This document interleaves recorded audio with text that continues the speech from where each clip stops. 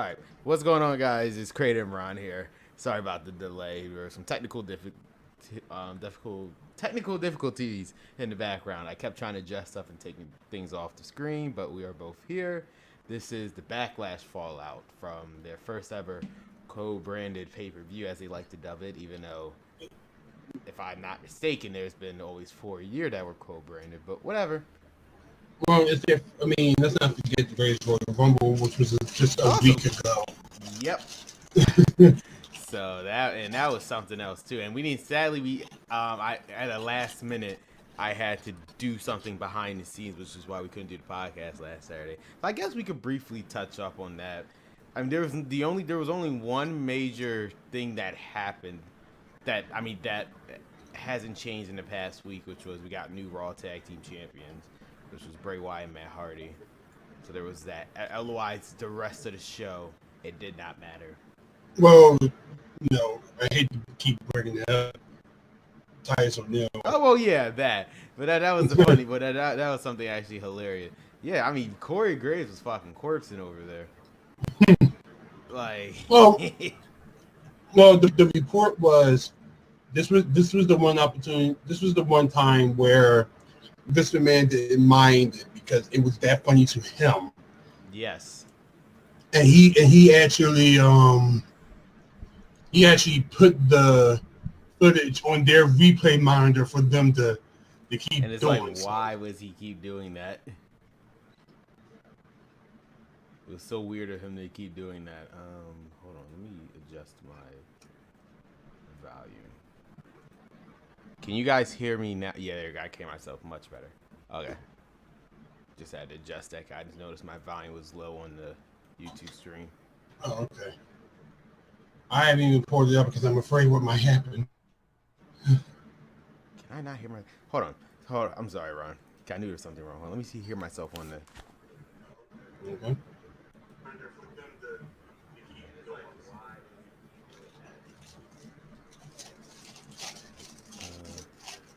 Okay, you guys can hear me, so we're good. It's just what's receiving right here is not what's being brought out on the what is it, replay, whatever it's called. But anyway, so that was Greatest Royal Rumble. But let's talk about Backlash. Before we talk about Backlash, I want to ask you a question, Ron. What is the story behind the Homer Simpson meme? I've seen that a lot on Twitter. Okay, for me, I don't know. I do remember this certain episode. It was something that Bart saw on TV as a stunt, and he just came by nowhere and whacked Homer with a chair and everything. He pretty much told him, like, "What are you doing on TV?" That was that whole thing. Now, it's around the same time as Ham's thing, though, Seymour thing. All right, so there is a group called Simpsons Shitposting. They change it around a lot. They're weird like that. Like old Simpson episodes, and they'll take that and they'll joke around with it and do something, and make it into like their own little funny thing. This is pretty much the Simpson meme of the month. Is Homer getting whacked in the chair? Got it. Okay, I seen a bunch of them. I think one of my favorite ones. And it's one of my favorite ones right now because I didn't really care for Steam Hams, but this was just like, it's just hilarious. And and then you see the different variations of it. Yeah, no, I think my favorite one. Which one was it? It was the Mega Man one. Yeah. Hit him, and then that one. And I saw another one, which basically they took the scene where Seth Rollins betrayed his shield and replaced with Bart having the chair behind Roman Reigns. I thought that was actually kind of funny.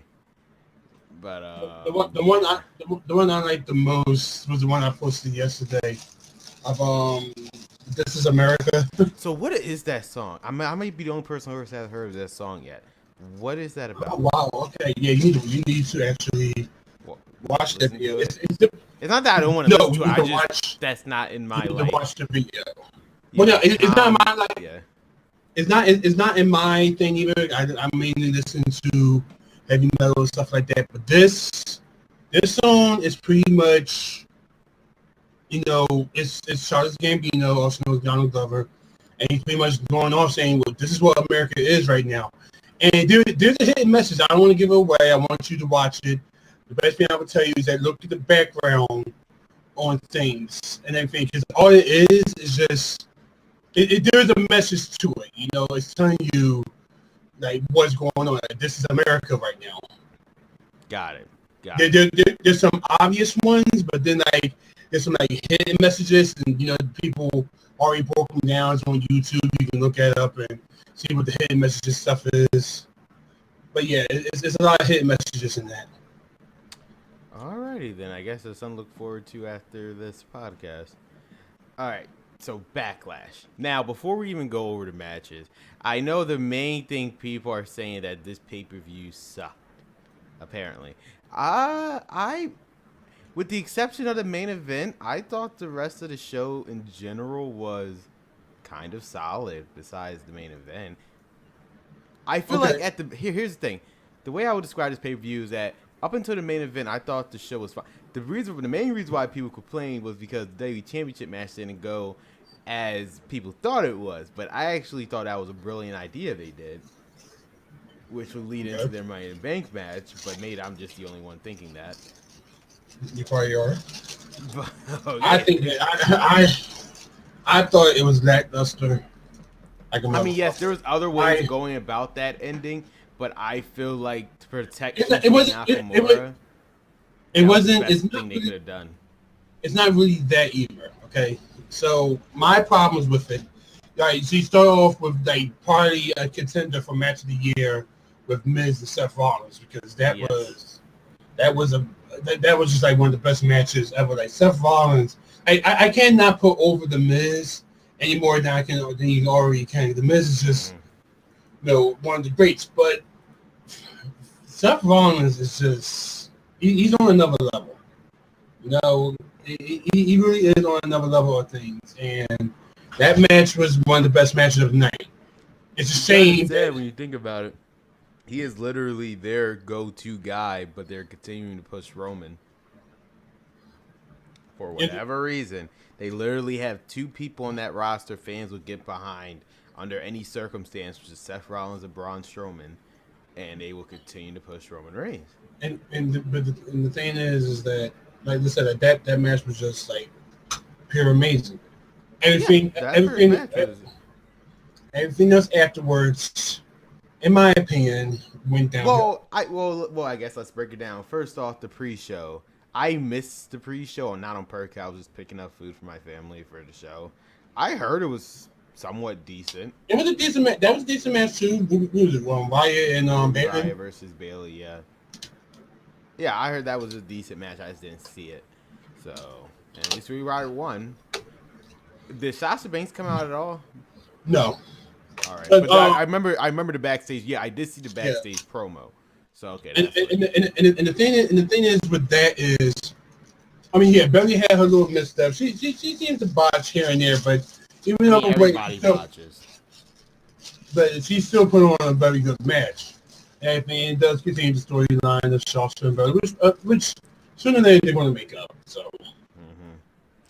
But, all right, so I guess there's no point in going over it. You already talked about Seth Rollins and Miz. It was a good match, hands down. Like, I'm not gonna lie, that second Skull Crusher finale, I thought it was over. When he hit it the second time, and it just nope. Yeah.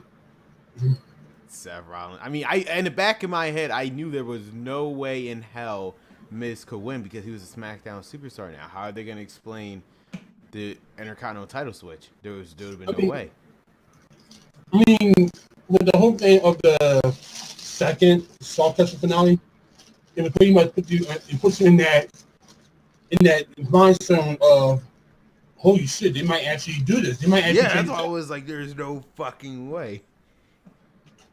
But yeah, so yeah, it was a good match, and Seth Rollins just continues to show why he's his top star, despite the fact that they literally have Roman Reigns continue to be on top, despite the fact that you have people like Seth Rollins that the fans will literally, like, this is literally the guy 100% the fans will get behind. Even when he was a heel, he got cheered. That's the thing. If that doesn't, even during his heel run, he was still getting cheered. But you will still continue to push Roman Reigns. I don't understand it. You had Nia Jax versus Alexa. Now, here's the thing. Me and my brother had we had a back and forth argument. Not with the match itself, just the way how Alexa Bliss is presented. Because what he was trying to say is that Alexa Bliss shouldn't even be in this position. Well, not as position as champion. Like this should have just been a squash match, right?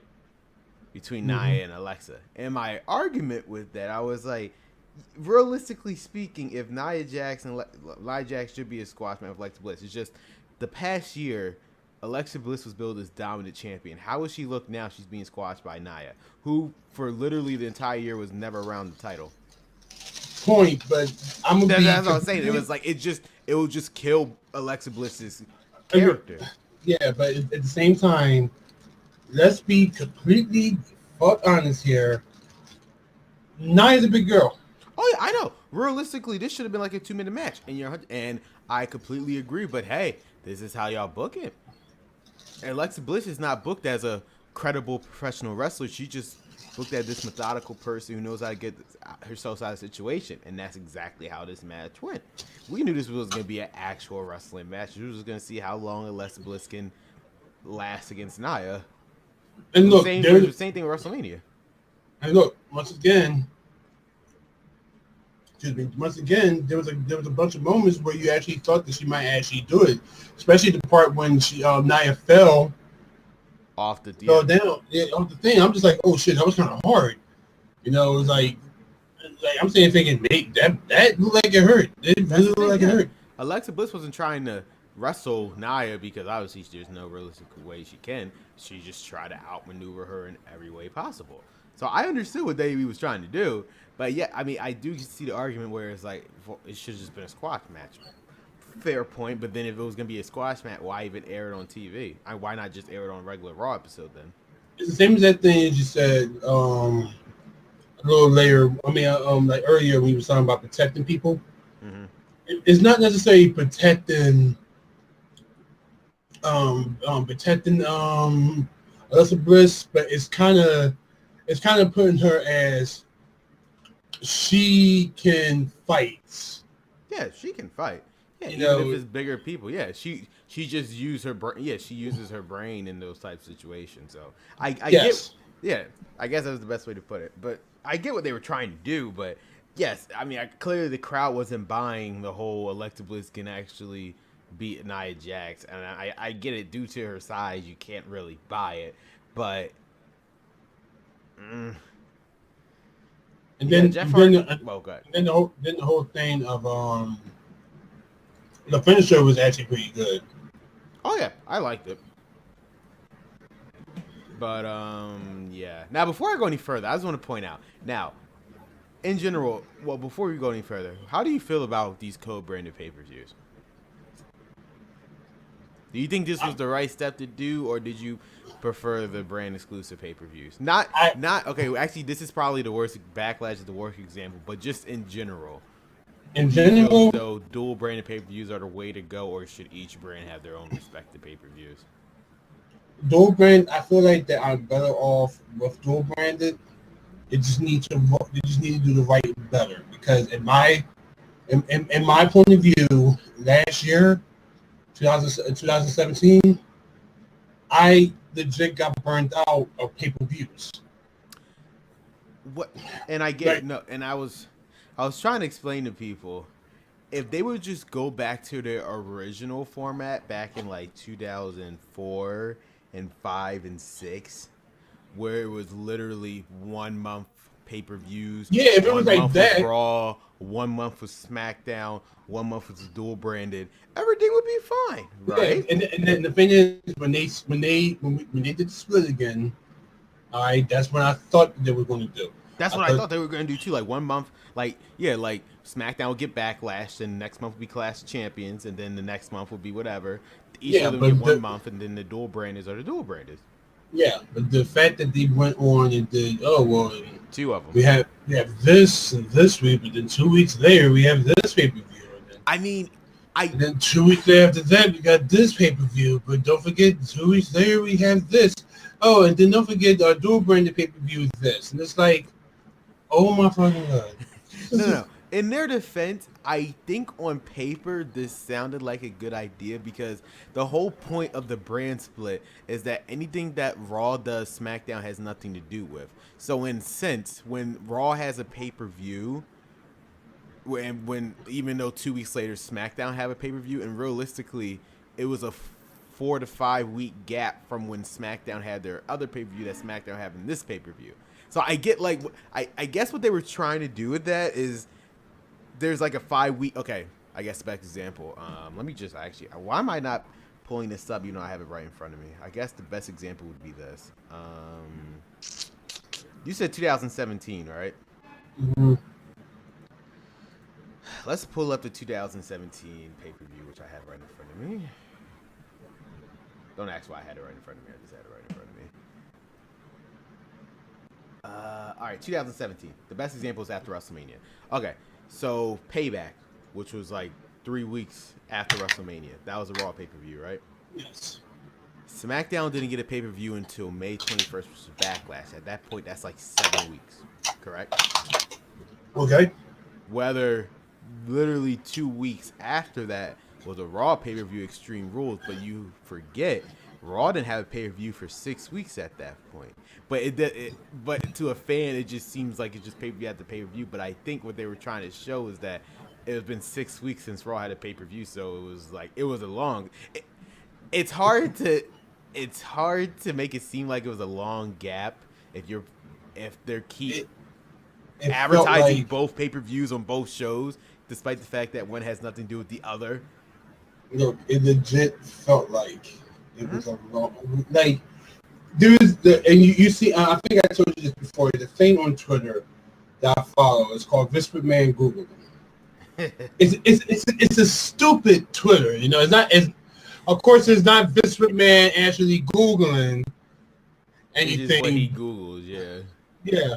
And it'll just be like random stupid things. Like actually, there's probably a little bit of news that we need to talk about. And I had to look this up. I'm like, what does this mean? But anyway, one of the things that is pinned since October 16th of 2016 that is pinned is there another goddamn pay-per-view today? Because he didn't even know. No, but yeah, but it's like it just kind of seems like it's like there's another pay-per-view. Hell, even this weekend, I'm at my friend's party on Saturday. Remember, we just coming freshly off of Backlash. Not Backlash, off of Gray's Royal Rumble. Yeah. And somebody just goes and says, "Hey, y'all watching Backlash tomorrow?" That's tomorrow. We just had quickly. Well, in their defense, this Greatest Royal Rumble thing literally came out of nowhere. It was never a part of the original lineup this year. So yeah, but at the same time, it's like, but when you look at it, it's like, okay, Greatest Royal Rumble. I guess that's the April pay-per-view or whatever, blah blah blah. And then like a week later, oh, it's Backlash. Huh? Fuck. So it's like right now it's like it just seems like when you say that, for me, I'd rather have the dual branded pay-per-views just do it better. Well, the reason why I bring that up, before I actually get to my point, Nina Marie asked a question. She said on Sundays, WWE usually runs house shows. Instead of a house show, would more money be made from a Sunday pay-per-view than a Sunday house show? That's an interesting question. The issue, a lot of people said, in theory, yes, but a lot of people said that this felt like just a house show more than you saw Backlash? Well, yeah, because they literally had a week build to Backlash, less than a week. So that's another thing too. Is like They were building up more on the Greatest Royal Royal Rumble. Rumble than the actual pay-per-view they already had scheduled. Yeah, for. they never really had the chance to actually You know what's build funny? up for. The only two things that they were actually building, the only two matches that was built towards was the women's matches at Backlash. Everything else came literally right after the fact. Well, that and the Nakamura AJ match. Well, no. No, that's my point. It was literally after that. That's my point. Yeah, you're right. I just was The only two matches that was built to, well, three technically because Roman Reigns and Joe, but the only two matches that was actually built to was the two women's matches, championship matches. That was it. Everything else was solely built on that Greatest Royal Rumble, which they literally had a week. So to answer your question, I guess that kind of answers the question. In theory, yes, because WWE literally gave us 6 matches added within a week to that Backlash pay-per-view. So in theory, yes, they could. But the only obstacle, it's a different market. Because remember back in the day where we usually had to pay like $60 for a pay-per-view? Yeah. Back then, I think people would have been willing to do that, but this is a different market now. We're so used to just spending $10 a month, and that's it. We get whatever gets on the network. So, I would have to say, in terms of revenue, it'll probably be about the same because the people who are gonna attend that Sunday house show was gonna attend it regardless if it was a pay-per-view or not, right? Yes or no? Yeah, you're right. Yeah, they were going to attend it regardless. Whether it's a pay-per-view where they actually make money off it. I mean, you have those hardcore marks that would just spend $60 on it pay-per-view regardless because that's what they were just going to do. So, me personally, it would be to the point where I don't think I'll be able to afford it. If I could, I would, but I don't think I'll be able to afford it. But I don't know, Ron. What do you think? I feel like that, like I said, I can enjoy having these type of pay-per-views. I just want them to do better with it. Well, the main reason why, because guess what was not on the pay-per-view? Neither the tag team championships. Well, yeah, you know what? You are right. That's that's actually surprising. Somebody else did bring that up, and it's like, huh? It's like I love the fact that they had the audacity to put a tag team match on the pay-per-view that wasn't for the tag team titles, and I'm sitting here like, huh? Like the balls of them. You couldn't. The ridiculous part is we seen this match on Monday Night Raw. Literally seen this 2 weeks ago on Monday Night Raw, Braun Strowman and Bobby Lashley. Oh, trust me, we will get the Bobby Lashley. But we seen this match 2 weeks ago on Raw. Can I just say something, guys? For the sake of spoiler, I usually do the ranting here, but I got this distinct feeling just by what he just said. This man's gonna rant about Bobby Lashley. Yeah, because I don't know what it was. It was that Monday's Raw, specifically that segment was. For the first time, I had no words to describe a segment. Actually, the best thing I could say. Don't talk about that. Don't talk about that now. I'm just giving a teaser. I'm just saying, but yeah, they had the audacity to do that. I guess the only explanation for no tag team champ. Now, this might be just hypothetically speaking, because I guess they want to sell the Clash of Champions pay-per-view in December with every single match as a championship match. I guess. Yeah, but like that's December. But no, I mean, I would not be shocked. If that's literally the reason why they kept off the belts. Well, otherwise we can't sell the whole Clash of Champions pay-per-view. Would be pointless because it's supposed to be every single title's on the line, and we already did it like 12 months ago. All right. But it's bad enough that we don't have a Universal Championship match. Why the hell? I guess in theory, I guess they could put the tag team titles on there. At the end of the day, the Universal Championship is only going to be defended like 3 shows top. Exactly. Like it's a shame. Thinking about it, it's kind of a shame that they're treating the Universal title as like fighting reptile. I mean, not It reptile is in Mortal Kombat. Like you have to do certain to things get to it. and then on the moon and in the moonlight, if you see something and you perform a fatality, Brock Lesnar will show him, will appear, and you can fight for the Universal title. And you're gonna lose. Why do I have to go through all that to Lose. lose? Like the fuck. I swear to God, when it's all said and done, the Universal title is gonna have the most interesting lineage, I think, out of every belt. And then here's the thing, because everybody keeps saying that they're only doing this because they're trying to break CM Punk's streak. No, they were gonna break it regardless. Yeah, one they were gonna break it regardless. But here's another thing: CM Punk was never the Universal title champion. If he was going to break anything with CM Punk, it would have been the SmackDown, which as a SmackDown. That's the title that you want to break. The Universal title only been around for what, a year and a half? Well, 2 years. 2 years now. Well, Ron, here's the thing. I would agree with you, but we had actually seen this a year ago where it doesn't.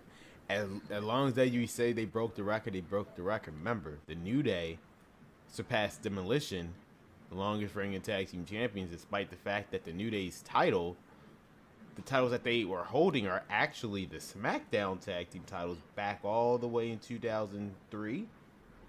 Even though those are not the same titles that Demolition held, they will sit on their website with those numbers. They have beaten Demolition, despite the fact that it's not the same title. So, I get your point. At the end of the day, Brock Lesnar could never break CM Punk's record because it's not the same championship. But since it is a world championship, there you go.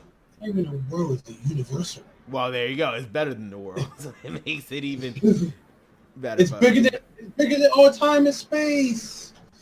Hey, and fucking it is.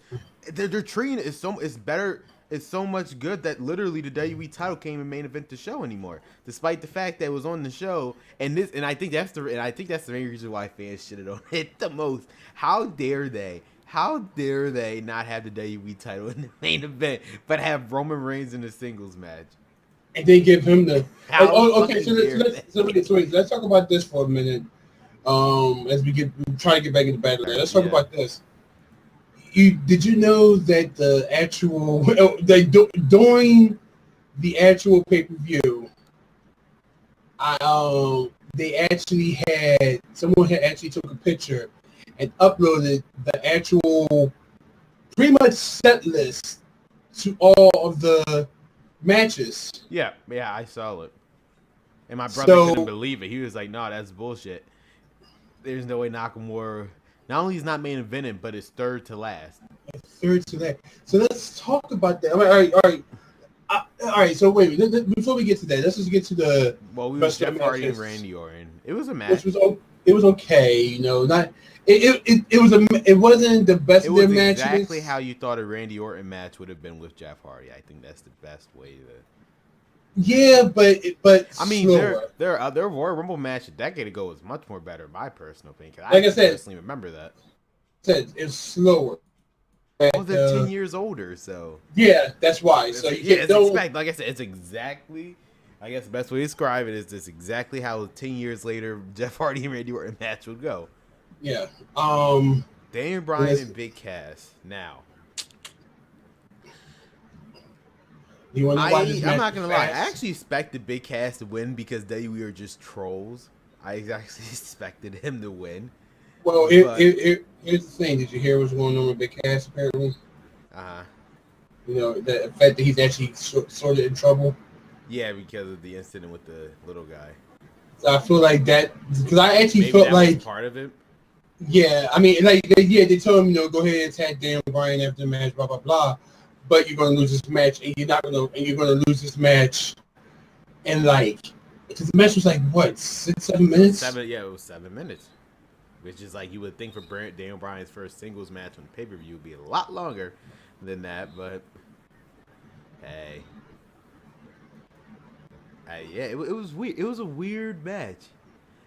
I mean, what did you expect? It was you're making Daniel Bryan face Big Cass, which in all I honesty, was expecting the Big Cass onslaught to be a little longer than what it was.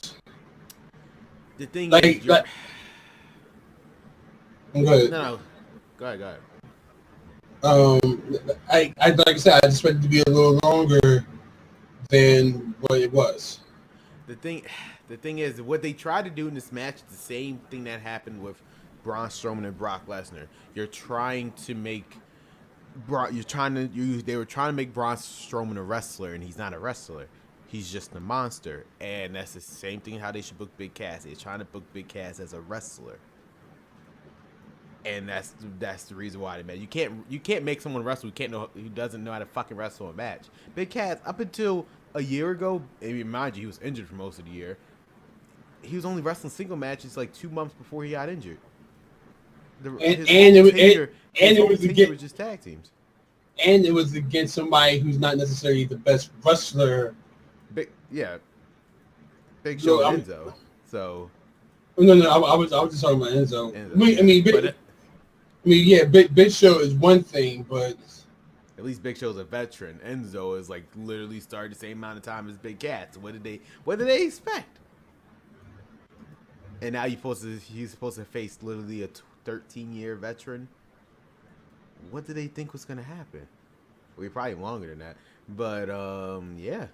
Then you had Carmella versus Charlotte. And despite how many people shit on this match, I actually thought it was a good match. The match was good. I just hated the ending. That's all it was. The ending. I'm assuming what they were trying to do is make Carmella a credible champion, but not try to bury Charlotte at the same time. Because again, realistically, there's no way in hell Carmella could beat Charlotte. Just straight up down the mat, 1, 2, 3. So what they did, which I will give them credit for, the whole match, Carmella was working on her leg, and it paid off in the end. But it's something that Boss Trudell said that actually makes the point. What does her legs have to do with her? Wait, I didn't hear that part. You cut off. Oh, he said, what does her legs have to do with her shoulders? Okay, yes, she did. She went from the moonsault. She missed, her legs buckled, but then she went for like a schoolboy type move from where she's not touching your legs. You couldn't tell me that you could. I mean, I understand it's the shock of you being schoolboy and the fact that, oh my God, my legs hurt right now. But at the same time, like I said, what does your legs have to do with your shoulders from where you could have easily put your shoulder up? Yeah, or and further, I guess what they were. I guess it's kind of Carmella's fault. If Carmella would have just arched her back a little bit more, there would have been no way Charlotte could put her elbows up. But I know Charlotte could have easily put her elbows up if she wanted to, but I guess it was just simply the way Carmella tried to cover. It was a weak cover anyway, but and that's another thing too. It was just a weak cover, like yeah, like, I admit that, but I'm not mad at the fact of. I expected her to win because again, she just won the fucking championship. You think she's gonna lose? She's not. I mean, look, Charlotte's gonna get here. All right, we're gonna get to Smackdown. That's why I'm gonna put my future prediction. But I look at this and I'm like, okay. I feel like that she's not gonna win. She wasn't gonna win that night and everything. So let's just go from there. We had AJ Styles versus Shinsuke Nakamura, which was, I guess everybody would say up until the ending was a great match. But yeah, but this is something that someone said, and I have to believe this as well. How did you turn this match, this type of match, this type of feud into this? Well, the issue stems from the fact that, well, I guess this is what happens where you could tell WWE really had no clear direction. I'm gonna tell you what this match kind of tells you my suspicions. I mean, kind of tells you my suspicions of what I think really happened ever since WrestleMania. I don't think WWE really had any idea Dan Bryan was ever gonna come back.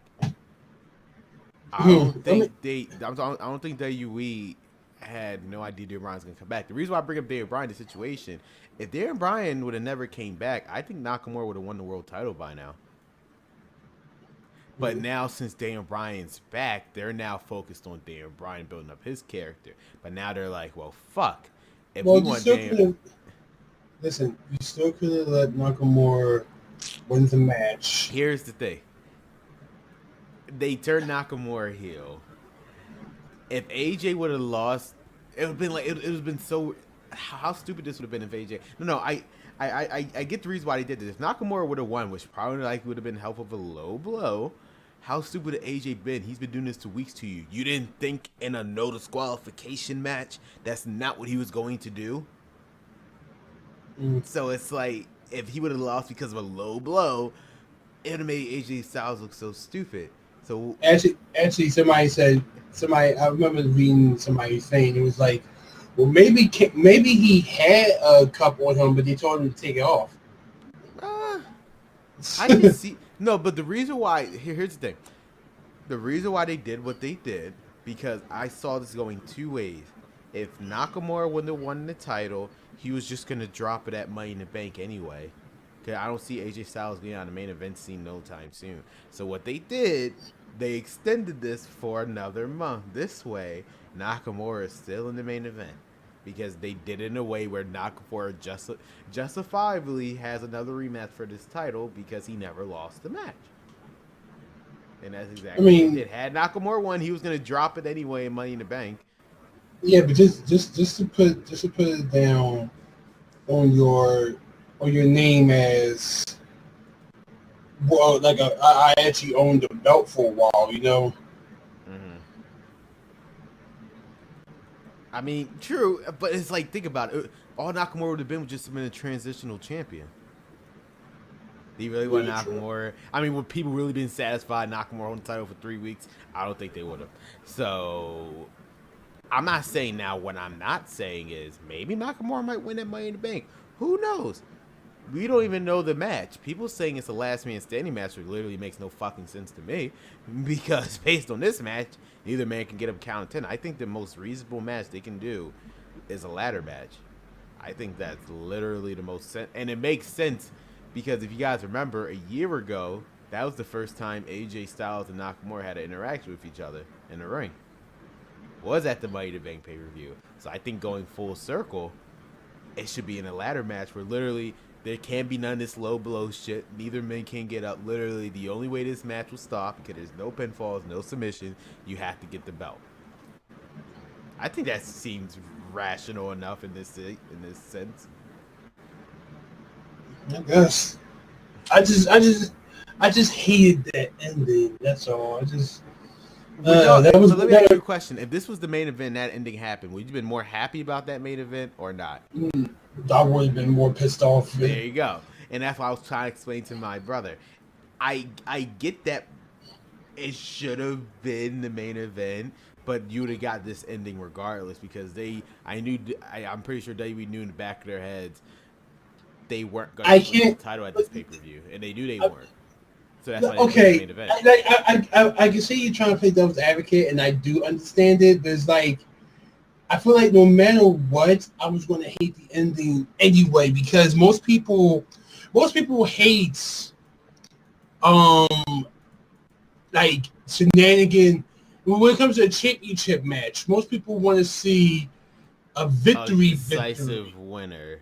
Yeah, not like some disqualification, a count out. And then that's another thing, especially when the last matchup was a double count out. Now you went from that to being a no DQ match, and then that's when double low blow. Everybody can't get past the count of 10. So then, like, now what? Like ladder match. But what happens if the ladder match doesn't even go? How can they possibly get When a you got draw in the ladder match? when you got the road dog writing these type of things. No, I'm I'm pretty just sure. saying that just seems like the only clear direction now is literally a ladder match. Whereas like there has to be a winner. There's no way both men are going to. I'd rather them not be a ladder match. I'd rather them be some type of match where, listen, there's going to be a winner here no matter what. A ladder match to me, I just feel like I feel like something. I mean, for fuck's sake, the fucking with Road Dogg in that ending, right in there is we're gonna end this match with double blow. I got this feeling that somehow, some way, if the ladder match happens, something screwy is going to happen from where nobody wins this match. I don't trust him that much.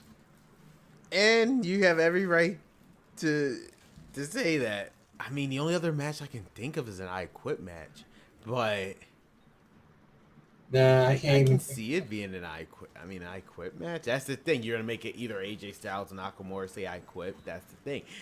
I think the ladder match is the only answer. Because at the end of the day, you lost. It's not like you pinned, like you got yourself pinned, or you made yourself tap out. It was just literally the better man had the most endurance in that match. That's the only way I can see this being booked as a ladder match. I don't know. I mean, this is well, but we'll get to that later. We have Braun Strowman and Backlash versus Owens and Zayn. Again, I don't understand why they had this. I get you need Braun Strowman on pay-per-view, which is fine, but you could have put him in a different match.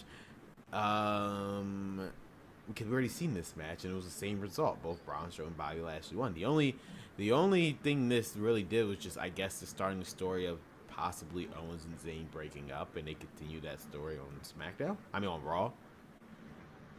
Yeah. I guess that's what they hinted at. And then we get to the main event. Roman Reigns versus Samoa Joe. And yes, I said that correctly. In the night where they had one of their world championships on the card, that did not main event the show. And it's, I mean, if there's one thing I legit, I actually really hate. I really hate. I mean, not hate. I actually feel sorry for Samoa Joe to be put in this position. Well, before we get to the match, here's an interesting stat where when I tell you the stat, I think people should have saw this coming.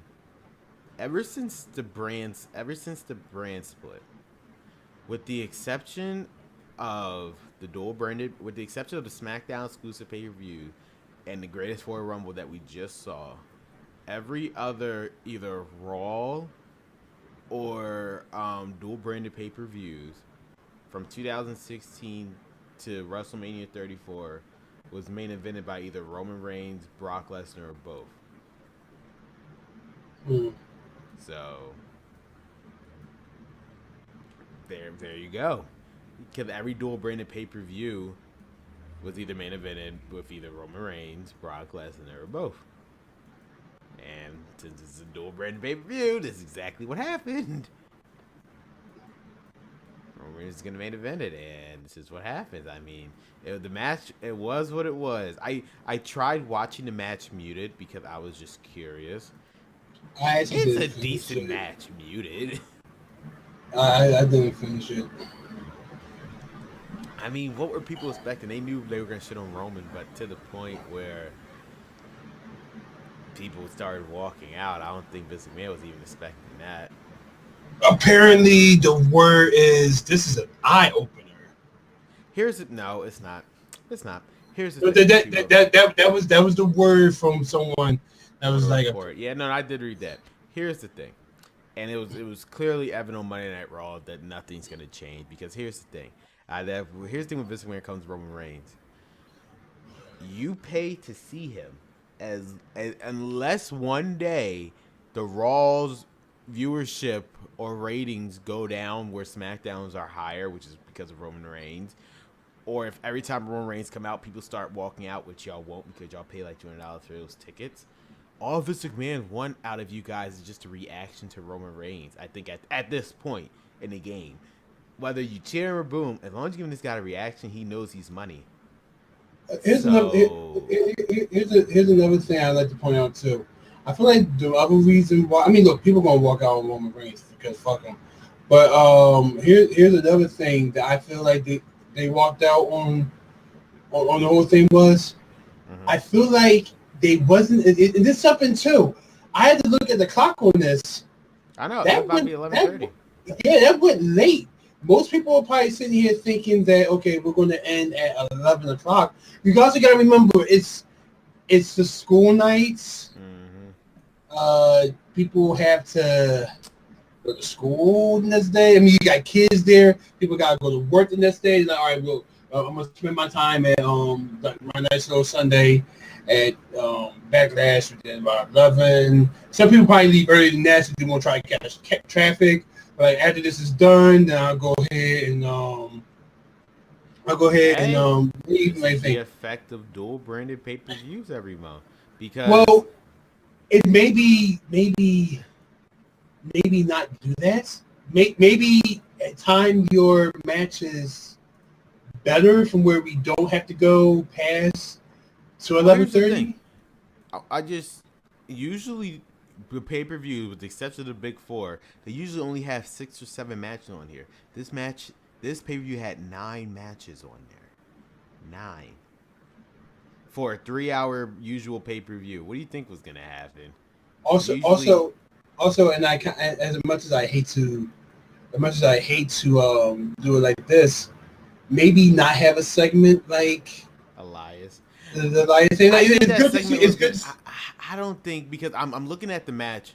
Let's ignore it, because I decided to. I was actually, as you were saying the length, I was doing the math on all the times for every match that happened.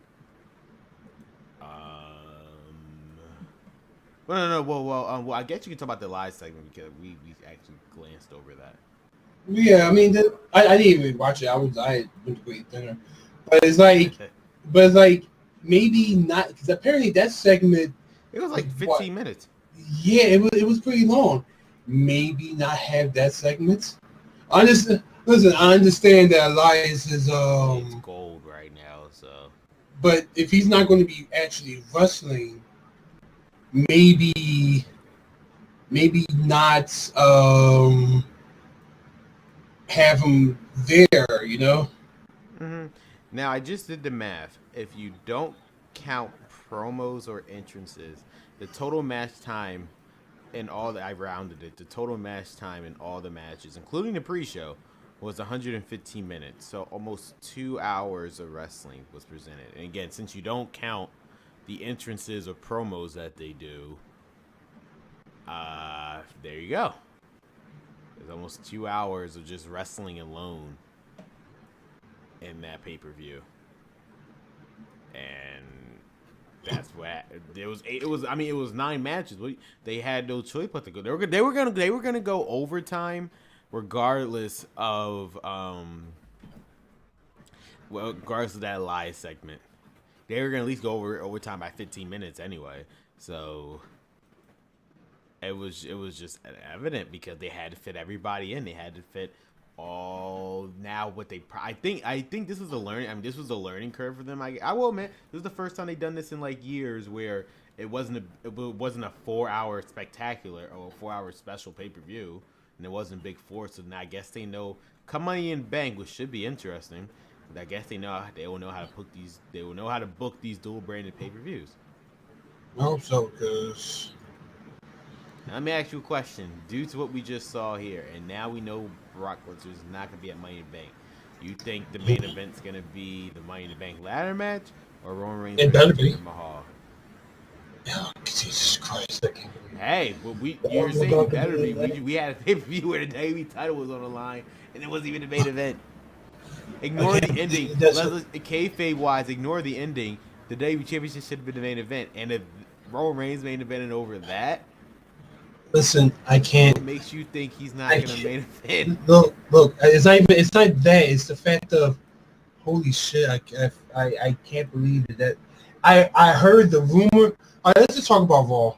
I heard the. Well, we were I heard leading the into it rumors. anyway. I heard the rumors that was gonna be a thing, and prayer doesn't work. It's It just happened. prayer doesn't I mean, work. hey, this will be the first time I think they might have to turn Jinder Mahal face at the end of this. Because I Who? guarantee out those two people they're gonna cheer No, Jinder Mahal no. I don't think they're ironically. going to. I don't think they're going to. I think they're going to. Just I think this is. fuck the match. No, it's either going to be fuck the match and just walk off again, or they're going to probably cheer for Roman because They're not I gonna have cheer any. for fucking Roman. And they didn't No, cheer for you have no. They didn't cheer for Roman where the whole story of the WrestleMania feud was Brock Lesnar said fuck the fans and they still didn't cheer for Roman. because they kind of know. Listen, there's a difference between knowing where he just says that he just says that he doesn't really actually really mean it, but at the same time, when you look at Jinder Mahal with the and I hate to bring this up, but with the constant racism that goes on in life in general, it's like for fuck's sake, these people still think that he's actually from India. from India or Saudi Arabia, and he's from Canada, but they still give him. There's a guy on Raw. Every time they flash the camera on him when Jinder Mahal was wrestling, he was flashing not even the American flag. He had the Blue Lives Matter flag flashing all the time, as if that's supposed to distract Jinder Mahal for like a second, like oh my god, the American flag, or something like that. Like there are legit people who still think that Jinder Mahal is not from Canada, and sometimes the people who do know they still boo him. So I feel like that they might. It's like Roman, we hate you, but we don't like him because he's a foreigner. And you're right. All right. So let's run down Raw. We had this was as Michael liked to say, Money in the Bank season, literally. They already had the ladder stacked up. They were. I could tell. Some of those production crew were just so eager to put those ladders up, right, in front of the stage, just because. So now we can see that literally every single week for the next 6 weeks, including the pay-per-view itself. Is like those ladders gonna be so fucking annoying. But yeah. So we started off the show. Kurt Angle came out. Now there's a rumor going around. And I can see where people will probably think this rumor is true, but I also think the poster was early made, like it was made way in advance, and things has clearly changed. Mm-hmm. Apparently, I don't know if you heard this rumor or not. Apparently, there's supposed to be 3 Money in the Bank ladder matches. Yeah, I've heard about that as well. And Kurt Angle was going to announce the 3rd one before being interrupted by Braun Strowman. He was about to announce it, which would explain the videos, like with Breezango announcing themselves if they want to qualify, and the authors of pain want to fucking qualify, and it's like what? So it was bizarre. So I'm assuming it could very well be, although based on what happened on SmackDown, I don't know. I literally don't know. Now I'll explain what I mean on SmackDown, because I don't know if you caught the announcement on SmackDown, but no, I was a little late on SmackDown. All right, but I'll explain it then. But yeah, so for Raw, Kurt Angle was announcing the Money in the Bank ladder matches. Before he could continue his announcement, which I was assuming was going to be the 3rd one, Braun Strowman came out, and now once you remember the exact words, do you remember what Braun Strowman's exact words were about the treehouse and whatever? Yeah, that was a weird promo. Yep. But I think I understand where this is going. I think this is the start of the feud between Braun Strowman and Bobby Lashley. You'll hear me out in a second.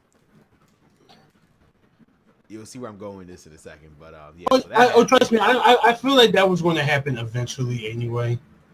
Oh yeah, Braun Strowman and Bobby Lashley. But I like the direction that they're going with it. Like it's a really personal feud. And I think when they really want to run with this shit, they might as well. After that fucking disgusting promo by Lashley, but Braun Strowman was interrupting when Kevin Owens came out. He has a new shirt, by the way.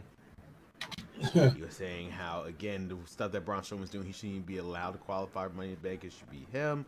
So obviously, Braun Strowman and Kevin Owens had a match to qualify. And again, his birthday, by the way. It's who? It was on Kevin Owens' birthday, by the way. Wow, what a birthday gift that was. Being bulldozed by him 3 fucking times. That last one was like he killed him. Like he just bulldozed him. Like that second one too was something else. He hit his head on the freaking what is it called? Barricade. And the third one, he just did a complete flip. Yeah. So obviously Braun Strowman won, so he qualified. So both the men's, I thought they were gonna do freaking 8 men and 6 women because equality. But hey, they proved me wrong. They proved me wrong. Is both of them are gonna have. The only reason I told my brother I think the men are gonna have more than women because if they were willing to reorganize the Elimination Chamber match to have 7 men in it, despite the fact that the infrastructure is literally designed for only 6 men, and they literally took one extra step to put one extra person in there just because they wanted more men and women. I thought they were going to do the same thing with the Money in the Bank. How do we have a 7-man Elimination Chamber match? How? Never happened before, but I do. You ask these questions there are things I try to well, they find a way, I guess. But yeah, so it's 8 men and 8 women. So Braun Strowman qualified for the first one. Backstage, Sami Zayn said, "Look, I have a qualifying match too against Finn Balor and Roman Reigns. Are you gonna be by my side?" And he was like, "Yeah." And then Sami Zayn was like, "Don't you mean yep?" And he said, "No, I mean yeah." So clearly, again, there's some tension between the two. So any thoughts on this? Fight forever. That's all. I don't think they're going to break up anytime soon because it's way too early anyway. It hasn't even been a year since they've been together, so... Yeah, but they need something to... They need something. What they need to do, I think the feud is clearly Kevin Owens, Sami Zayn versus Kurt Angle, but you're going to run into the same situation with Sam McMahon. It's like, how? Kurt Angle can't even wrestle anymore, so... And I mean, I use that term wrestle loosely. Like he can't go how he used to go. So I can't realistically see a feud behind that. I guess I don't know who they actually feud with. But we have Baron Corbin and the Revival versus No Way Jose and Titus Worldwide. I don't know what to say about this match. Just keep on. All right. Baron Corbin won. The one thing I will say, and I brought to my brother, despite how much people think Baron Corbin is like just a lower mid-card guy for some reason, his finisher is the only finisher that's been protected. Nobody has ever kicked out of the end of days before. No, people have. I don't recall. I'm trying to remember.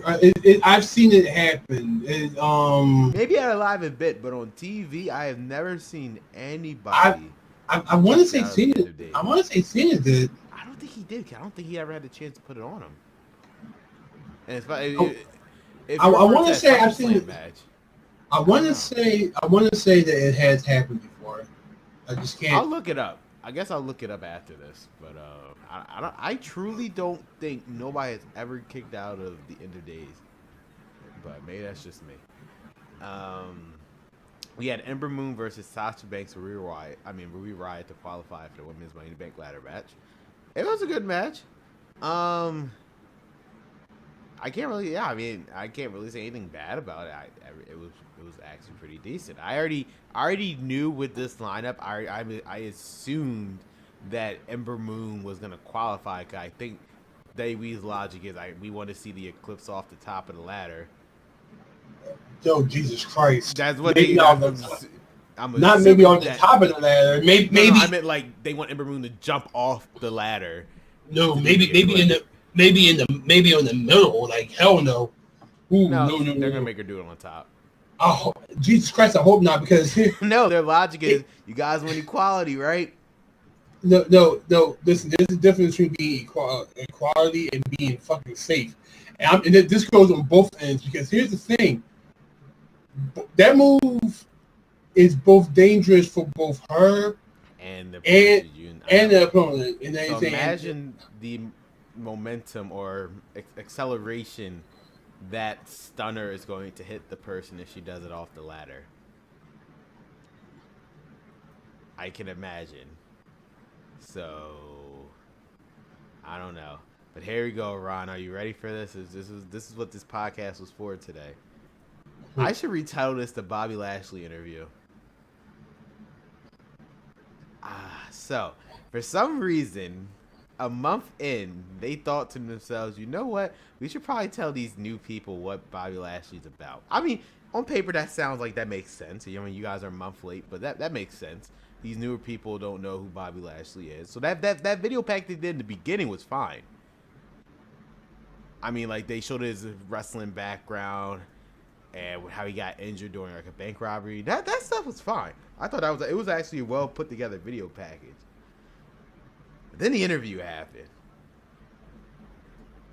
and I guess the best way to sum this up is that basically by the end, my brother almost went into cardiac arrest for the amount of laughter he had. He almost had a heart attack from what he saw, and I don't because I don't know what I saw.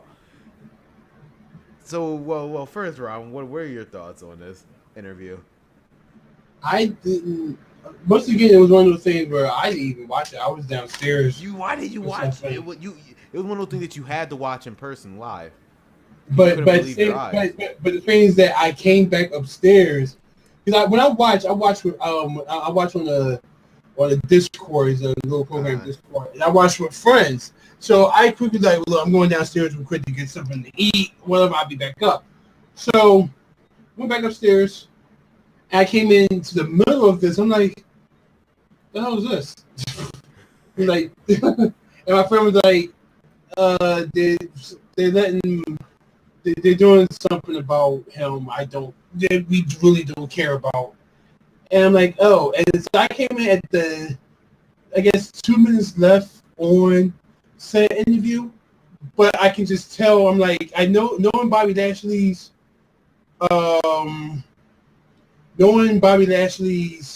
promo skills and stuff. Yeah, no.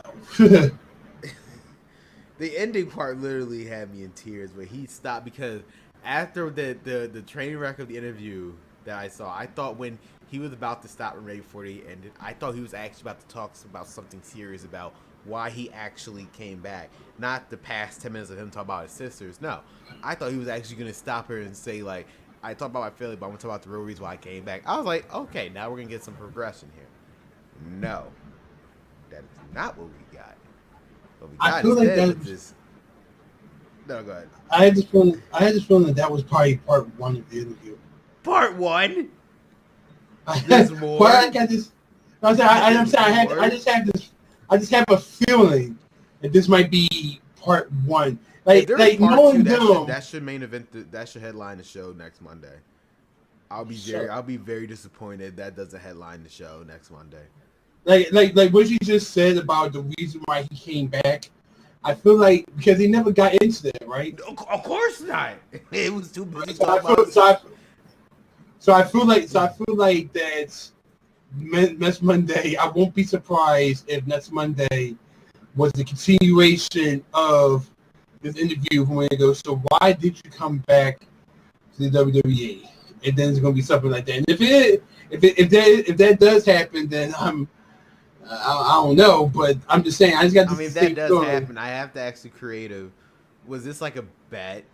If I guess somebody lost the bet, so they had to air the interview, like this version of the interview, because I don't know what this was. The most jarring thing was when at the end, with a straight face, he said how he loved his sisters and was just the most I had no word for it. You was It was talking acting. about because when I got out of this, your sisters used to torture you, It was and, acting. All it was, and all it was acting.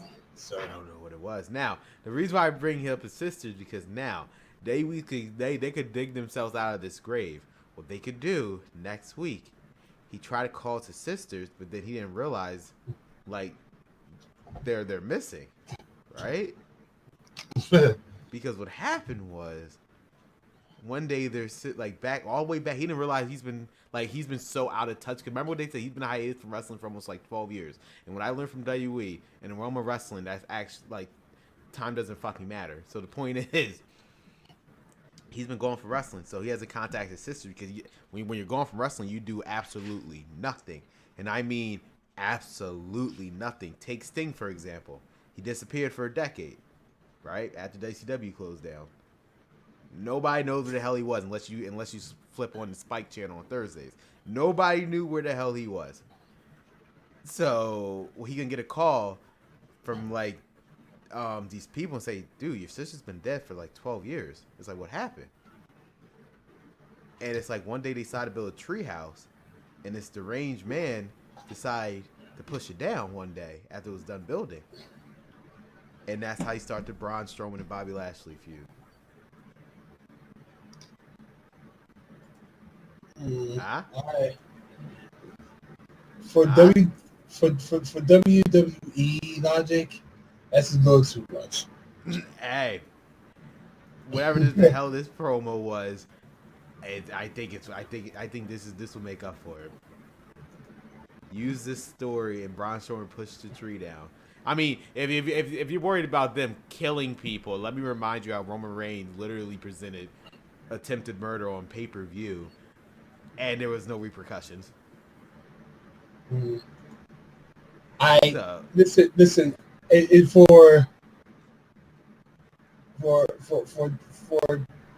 WWE purposes, I don't.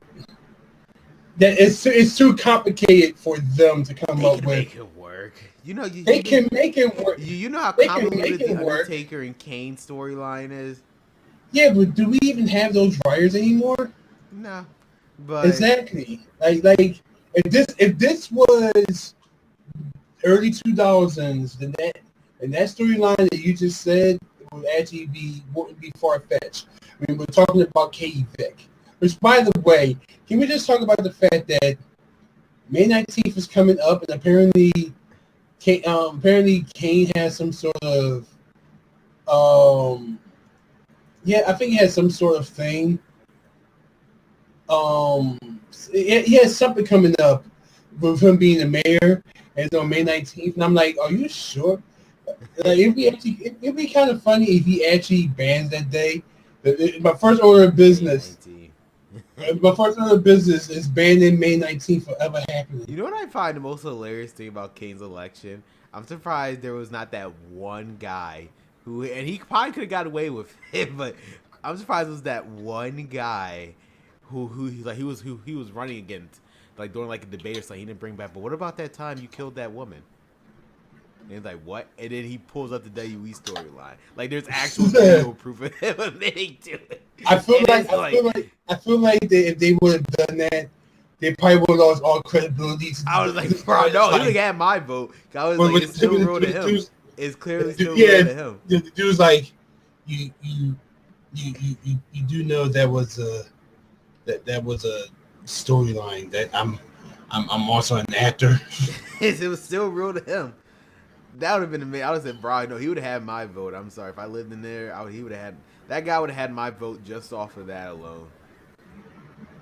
But I'm just surprised we haven't seen that yet. But yeah, so we had Jinder Mahal versus Chad Gable. And I mean, it was fine. I mean, for a Jinder Mahal match, it is what it was. So, I mean, Jinder Mahal won, which I expected because he's been losing since on Raw forever, and I highly doubt they're going to give Chad Gable another win over Jinder Mahal.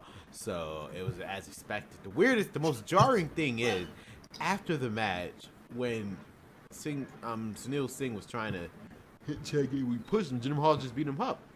I personally thought Jason Jordan was about to come back, but I did like too. It was like that segment was meant for Jason Jordan to come back, and it didn't. I guess Jason Jordan was late. Shit. Well, I feel like they're going to introduce him not in that moment. Now that we know that Jinder Mahal, and oh my God, I can't finish that sentence. But Jinder Mahal and Roman Reigns is going to be a thing. I guess.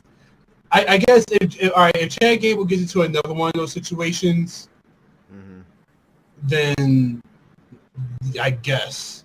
Sometimes I feel like when Jinder Mahal and Roman Reigns, sometimes I just feel like at this point, I feel like Vince McMahon has like a dartboard in his office on who Roman Reigns can feud with next, and I feel like he was actually meant to hit like Drew McIntyre, but his hand slipped and it went right next to Jinder Mahal. And he's like, "Fuck!" So we gotta go with Jinder Mahal now. It's like sometimes I just feel like this is the way Vince McMahon does things. I would like to think that it was just a dart thing and he just threw it on the wall and just so happened to hit Jinder Mahal. So, I don't know. But Drew McIntyre, we had Drew McIntyre, Dolph Ziggler versus Heath Slater and Rhino. And they have the missed opportunity. They had the 3MB reunion, half of it right there. All Jinder Mahal had to do was come out. That crowd would have fucking exploded.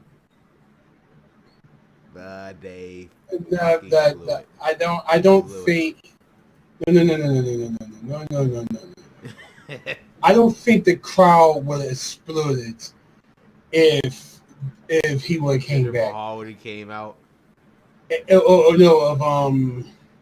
Jason Jordan would have came out. I feel like that once again, like you know how bad this is. Thinking about it, what? Now we're at a point now where it's like I don't know who to boo.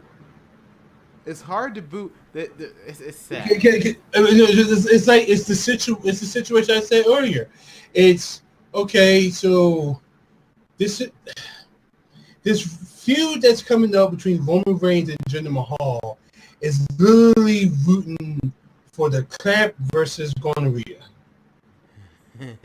Okay, or different STDs. It's like I hate this STD, but I hate this STD a lot more. You know, and it's like you don't know who you actually want to root for because and the things that as you said, you're smart. Yes, we know you don't like Roman Reigns, but does that mean you're gonna root for Jinder Mahal? Oh, that's the position they give y'all. They're like, it's like, which is it? You know, and it's just like. Well, here's the issue. I think this is the issue with the current product now. It's hard to get behind a face where the heel is far superior to them in terms of wrestling wise. Perfect example, Samoa Joe and Roman Reigns. But here's the thing about that. I can't get behind Jinder Mahal. We're gonna root for. I can't get behind Jinder Mahal, not because the fact of him being supposed to be the heel. I just think he sucks. Well, it doesn't help matters that the person he's facing is Roman Reigns. And yeah, so it's like any other feud Jinder Mahal has been here this past year, it was easy to get behind the face. For example, Randy Orton, fine. Nakamura, fine. Bobby Roode, fine. AJ Styles, obviously. So it's like the people he was facing on SmackDown, it was easy. That's usually how heels should work. You should have a heel that nobody would like against a face that everybody would like. Now you're putting him against Roman Reigns. How do they expect this is going to end? I guess somehow it's going to miraculously end with Jinder Mahal getting cheered. And at that point, they reach probably scratching their heads like, literally, what do we do? What are we going to do? We have nothing left in our arsenal. No. Of how we're gonna get Roman Reigns over. I think this is their solution. Jinder Mahal is their solution to getting Roman Reigns over. We'll see. And by the way, Roman Reigns is a heel anyway. If you're going around saying you're the uncrowned Universal Champion, despite the fact that you literally did not actually win the match, despite what you say, because your other foot was actually on the ring apron, you did not win the match. And he's still walking around saying he's the uncrowned Universal Champion. That guy's a heel. Look, I hate to bring it up. Technically, he could have been champion because Lesnar was still on the gates. But in terms of time, Lesnar's feet. No, I get what you're saying. But in terms of time, Lesnar's feet actually was able to hit that ground floor for Roman Reigns. Both feet. I get what you're saying. In a reasonable, rational world, Roman Reigns would have won by default. But the rules are both feet must touch the ground, and in technical terms, I hate it because I kind of look at both of them and like he rolled off. I feel like that since he rolled off, that could have been it right there, but the referee didn't see that. But not only that, it's like again. Hold on, now I'm gonna have to. You're making me gonna fucking pull this up. I actually have to watch it again. I'm sorry, I had to do this. Hold on, Brock Lesnar, Roman Reigns. I wanted to mute it. I mean, Roman Reigns. Jesus. Steel cage. Ending.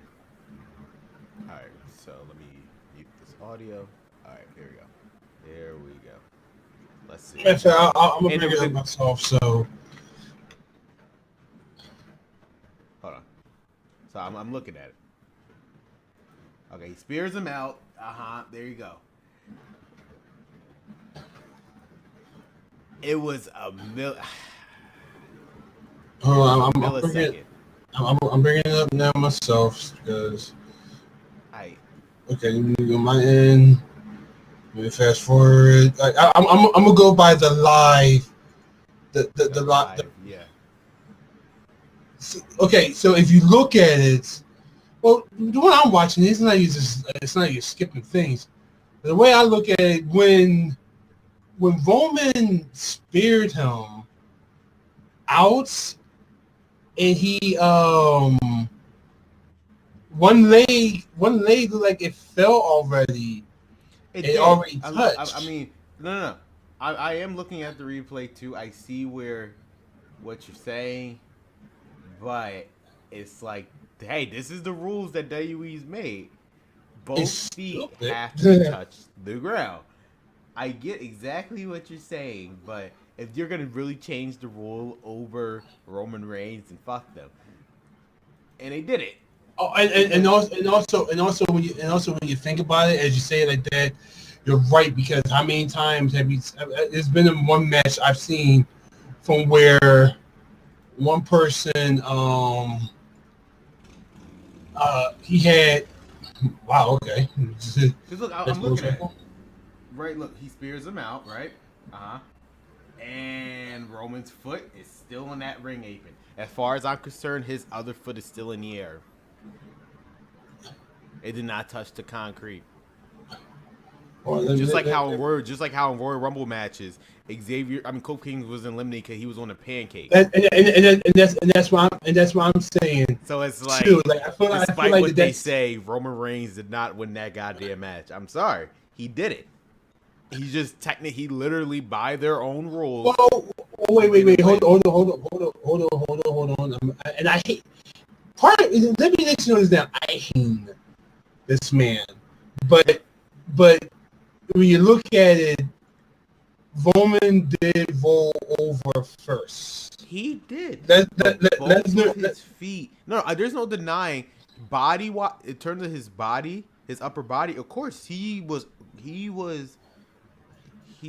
rolled out first. Obviously, I'm not denying that. But by their own rules. But I feel like that should have been it right there. Like, true. They should have just cut the loss right there as okay. They I guess he won because he did land and he fell on. His body landed on this. That should have been it right there. And man, dude, I agree with you, but ever since again, how they state the rules, and especially that Royal Rumble match. But I could give you another example. Remember Big Show versus JBL? Yeah. The barbed wire steel cage, despite the fact that Big Show literally stepped foot out of the cage. Even though JBL went through the cage, he technically touched the floor first with his feet because he went through the ring itself. Even though he didn't actually get out the cage first, technically his foot was already on the ground, so he already won the match. I mean, hell, if you really want to go there, let's talk about, what was it, Big Show versus Cody Rhodes? Yeah. Oh, yeah, the table thing. Yeah. I know. Again, Davey, this is what happens. Davey has to follow their own rules. Even if they don't want to, they have to. Big Show technically went through the table because his foot went through the table. That is a body part. So, again, I look, I hate to be that guy. Yes, literally, in a rational world, Roman Reigns should have won. It's stupid. It was just a stupid ending. That's all. It was a stupid ending, but they had to live with the fact that this is made this whole Roman thing, saying he's the uncrowned Universal Champion. It might fly with the women and children, but for the people who actually pay attention, it's horseshit because you didn't win. You never won the match. Your other foot was on the ring apron. It wasn't touching the padded floor that the sacred padded floor that they likes, where like both feet have to touch, which it didn't. So, okay, if Xavier could get away with it with pancakes, then Roman Reigns did not win this match. I'm sorry, he never won the match. I hope Paul Heyman. Don't care anymore. Huh? I literally just don't care anymore. Yeah. And I just hope when Paul Heyman comes back, he brings that up. By the way, you didn't win, Roman. We rewatched the footage. Your foot was on the ring. I'm gonna say I told you, because the one idiot in production decided to do that replay from that angle. Because for the viewer's eyes, I thought last week he actually did hurt his neck. I mean his throat. But when they did that replay last week, it was obvious he was never touched. It never touched his throat, so he was perfectly fine. That's why they had to bring him back at Backlash. I feel like they could have waited just like a good 2 weeks, but because that one idiot in production decided to show us in that angle, they had no choice but to scrap whatever they were doing, which is why I guess Bobby Roode won. You had, wow, I never thought I ever had to say this match: Seth Rollins versus Mojo Rawley for the Intercontinental title. And again, Seth Rollins showed yet again why he is the best superstar on the Raw roster. Yeah, I can't. It's just some. Mojo Rawley looks good. Someone asked me. One of my friends asked me, "Who's worse, Mojo Rawley or Big Cass?" And I'm like, "Yes." Yes. just yes. Yes. I can't. That's. Oh my God! Can you imagine those? I mean, Mojo is just like, I don't know what they're doing with Mojo. I'm not gonna lie, he has like the physique of what WWE wants, but that's it. everything else is just like, it just falls flat on his face. Yeah, and then that music is just like, yeah, I don't know what it is. I'm glad he didn't smash he just smashed his hand on the ground. That would have made it worse. Yeah, but maybe they told him to stop it. So just it's time to stop. That's what they told him. We had Matt Hardy and Bray Wyatt. You know, the people they forgot about on the pay-per-view. Those two against Curtis Axel and Bo Dallas. Who do you think they're gonna feud with now? Because the bar's gone. So good question. Who think? I'm looking at. I mean, the tag team division of Raw. Is it? I mean, I doubt they're gonna throw in the Authors of Pain that quickly to them. I could I very would say well I don't. I feel like they're going to just. I feel like they're just revival. still. No, I feel like that they're just still testing the waters on the tag team. Because I mean, it seems like every single week They're they're trying testing to the find it. waters on the tag team. They're the tag team champions, for God's sake. No. What I mean is like the chemistry between Bray Wyatt and Matt Hardy. Because the past 2 weeks we have seen them wrestle, and they keep trying new ways of finishers. Oh yeah, do different finisher because they don't know. Yeah, I guess they don't know what to agree with. So it's like they're trying. I feel like they're on the testing the water. Like look, they had the chemistry down, but they're still trying to get the wrestling chemistry as far as like, do we want to do our separate moves, Sister Abigail, or which he really shouldn't be calling it anymore. He should find someone else to call You know what I it. think the most simplest thing they can do? Make Bray the finisher should be Bray Wyatt does like the Uranagi, and then Matt Hardy follows up with the leg drop from the second rope. Simple. Yeah, Wyatt's not doing anything like that's more like if I'll say it like this, being as we're both gamers, that's your standard SmackDown tag team move. That's not a finishing move. True. But it's like, I mean, I get because they have.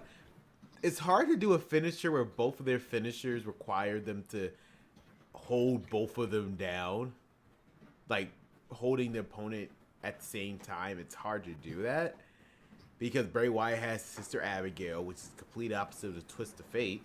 So I don't know how they can pull it off. I'm saying, I feel like they'll find something, but they're still testing the waters on this whole tag team. Like, this is what we can do. We can just do it like this. Let's try it this way. Then let's see what they think about it. That kind of thing. Mm-hmm. Then I think that was the main event, which was a triple threat between Finn Balor, Sami Zayn, and Roman Reigns. I'm not gonna lie, I went into full expectations that Roman was gonna win, just because this has been the status quo for the past 5 years. But fuck me, they somehow we said hold my beer. Jinder Mahal. Maybe this was the wake up call that I was talking about earlier. Like, maybe it was like, you know what? No, let's not. But at the same time, somebody said something to me. And I feel like this might happen because it happened before. So they're getting a second chance match. Who? I feel like Raw and Chambers. Now, I think they did this because I truly don't think Roman Reigns is going to win. I mean, I don't think Roman Reigns is going to be part of Money in the Bank, period. Here's the thing. You guys, some people don't get the bigger picture here. Realistically, there is no way in hell a Raw superstar could win the Money in the Bank ladder match. Who are they going to cash in on? No, that's my point. You're right. But what they do? Who they going to cash? The champion's not there. You don't know when the hell he's going to show up. I don't think we knows when they're going to show up. Like I said, you have to go to the temple and do uppercuts and wait for the toasty guy to come out. Then press down starts, where you see the lightning bolt, and then that's when he comes out.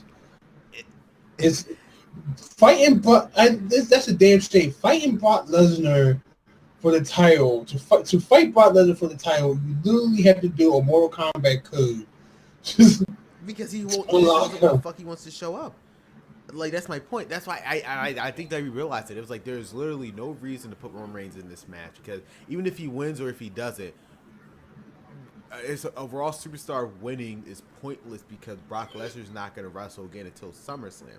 So with that being said, we have 3 months of someone holding the briefcase. It's like, oh, is he going to cash in now? Is he going to cash in now? No. No, you're not going to cash in. Man, you know what I put the equivalent of Brock Lesnar on? I put the equivalent of Brock Lesnar, and this may be before your time. And I'm showing my age, but do you remember WNBC Masters? Yeah. Okay. Once again, I'm showing my thing, but in the 90s, going to like early 2000s, but let's just say late 90s, there was a show called WMEC Masters. This was around the time where martial arts was everywhere. So when Power Rangers was out, and how like every show wanted to be like Power Rangers. remember that? Well, all right, not to get too far off, but when did you get into Power Rangers? Like what season? Lost Galaxy. Okay, so Lost this is Galaxy.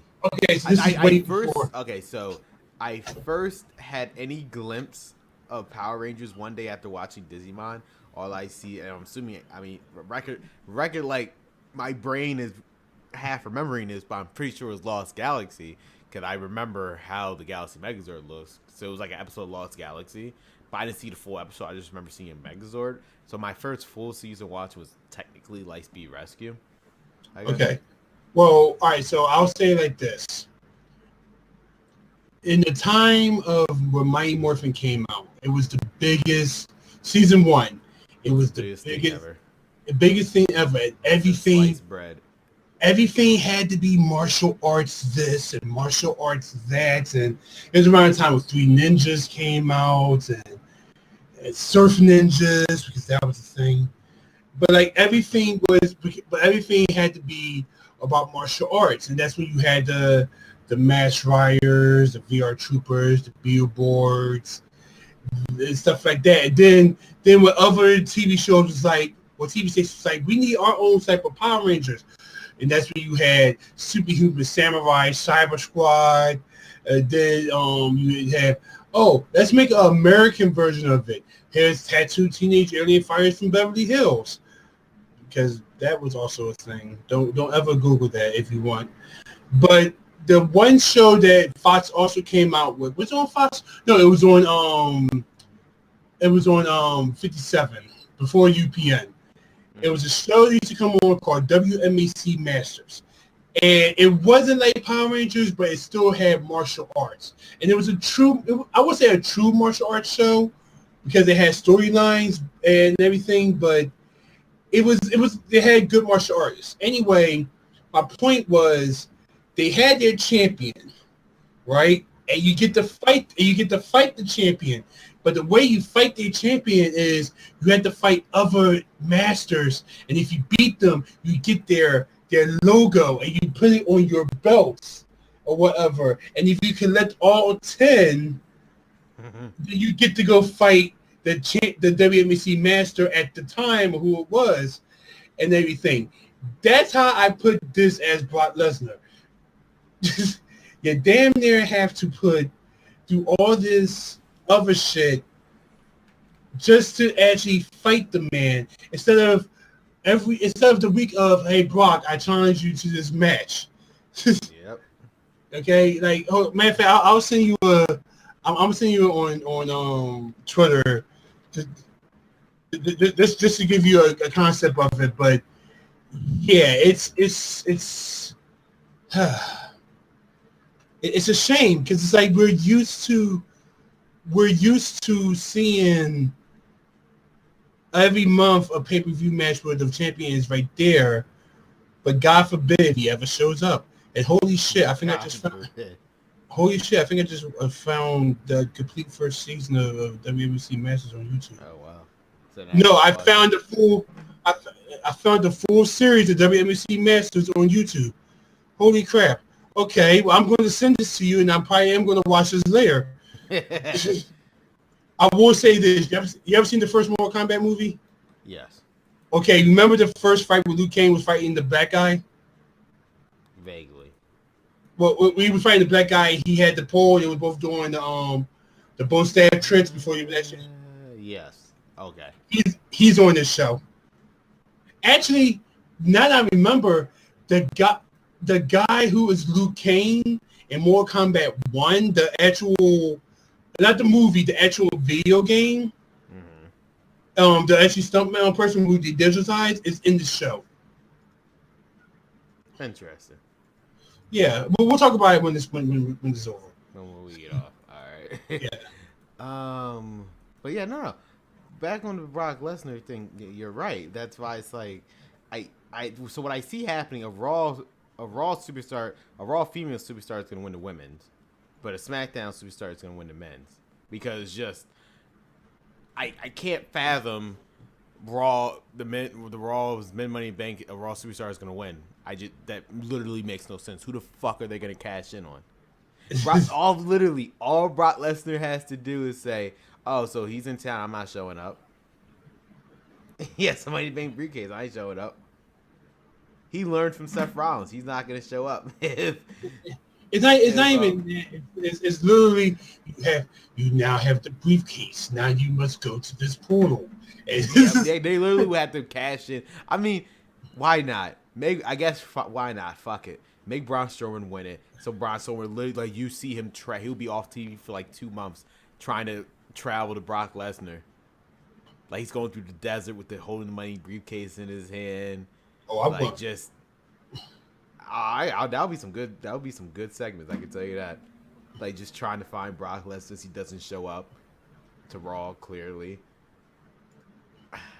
You know what's interesting? This brand split. The beginning brand split, it was all about Triple H and his World Heavyweight title, because that's literally all it was. Now, Raw's without a world champion. Or they have one, they just have to summon him. Man, Jesus. But yeah, I'm glad Finn Balor, I feel like we're undercutting Finn Balor's win, sadly, because it's like... No, we're not, because I'm happy that he won too, but it's just like you said, like you said, like, who's gonna actually? Who the fuck is gonna? I know who are they cashing it. It'll be funny. It'll be like if Finn Balor wins, he's like, Finn Balor wins the Money in the Bank. Who are you cashing on? Well, obviously, Brock Lesnar. I mean, and the thing is that they wanted it, but it's like it's little. I hate making these comparisons, but it's also literally Brock Lesnar is pretty much one of the legendary Pokemon, and you legit have to do a lot of shit. And I'm not talking about the Pokemon in the TV show. I'm talking about the actual video game where you have to legit do some things to actually. Mewtwo, Cerulean Cave. That was literally backwards from your house, but you had to literally go through the entire game just to get there. Yeah. Even though it was literally, so it was like Brock Lesnar, despite the fact he's on WWE's payroll, you had to go through leaps and bounds just to see him. Despite the fact that he is within reach, but you have to go through all this other shit first for 40 hours just to get in that cave for some reason.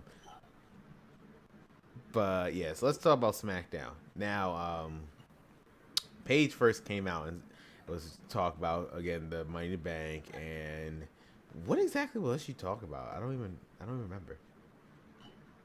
Was there a point to what she was saying? Because all she announced was something we already knew on the website. If you read it. No, I'm really trying to remember.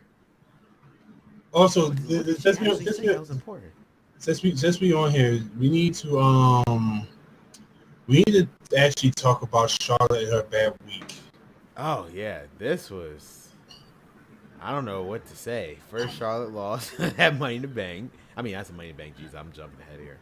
She first lost at Backlash. She's apparently having surgery on one of her breast implants, and she just had surgery again. Yep. And now apparently her teeth. Yeah, she just has another surgery. God. I forgot to send you the picture. I'm trying to see if I can find it, but yeah, she apparently goes to. And the thing is that I saw the video. I don't know if I retweeted it or not, but there was a video. A fan was like trying to get a picture with her, but it ended up being a video. But she was like, "I can't take any pictures right now. I have no teeth." Damn. I feel like what they should do next week, they should do a backstage segment like the Iconics take her out. So that'll be the storyline reason as to why she's not here. Or so just something. Because, she has 5 weeks because Money in the Bank isn't until like 5 weeks from now. First off, I didn't even know she had breast surgery. Apparently she did. Apparently she did. I mean, look, she's not one of the type of wrestlers that she wears her thing. I mean, okay, so her top yes, it does show Uh, cleavage, but it's like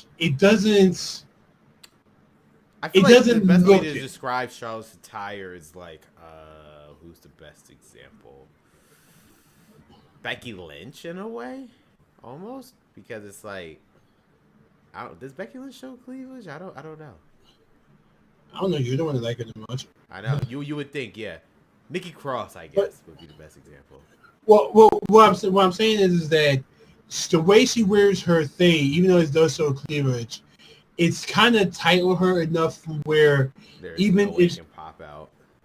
yeah, that in no way whatsoever. It doesn't move. It doesn't Nothing. nothing. So you would be surprised if there was any type of wardrobe malfunction Mm-hmm. and or anything like that. So for me to hear that she had a breast pump, it's like wait, she has fake boobs. That's not. I mean, and not to say like not to be oblivious, like every WWE female wrestler has that. No, not every female wrestler got the Vince McMahon sevens. Okay, okay, but there are some where you look at it and it's like it just doesn't look it. Like either the doctors did a good job and you can't tell, or the wardrobe Well, is actually, nice enough. let's. The good thing about the internet, it has timestamps. Let's look at Charlotte in 2015 for a second. I think from what I've read though, she got it earlier than that. Earlier than that, huh? Yeah, Okay, Charlotte 2015. I'm looking at this picture. So this is when she wants to. This is when she beat Nikki Bella for the Divas Championship. Actually, no. This is a better picture. Let me try 14.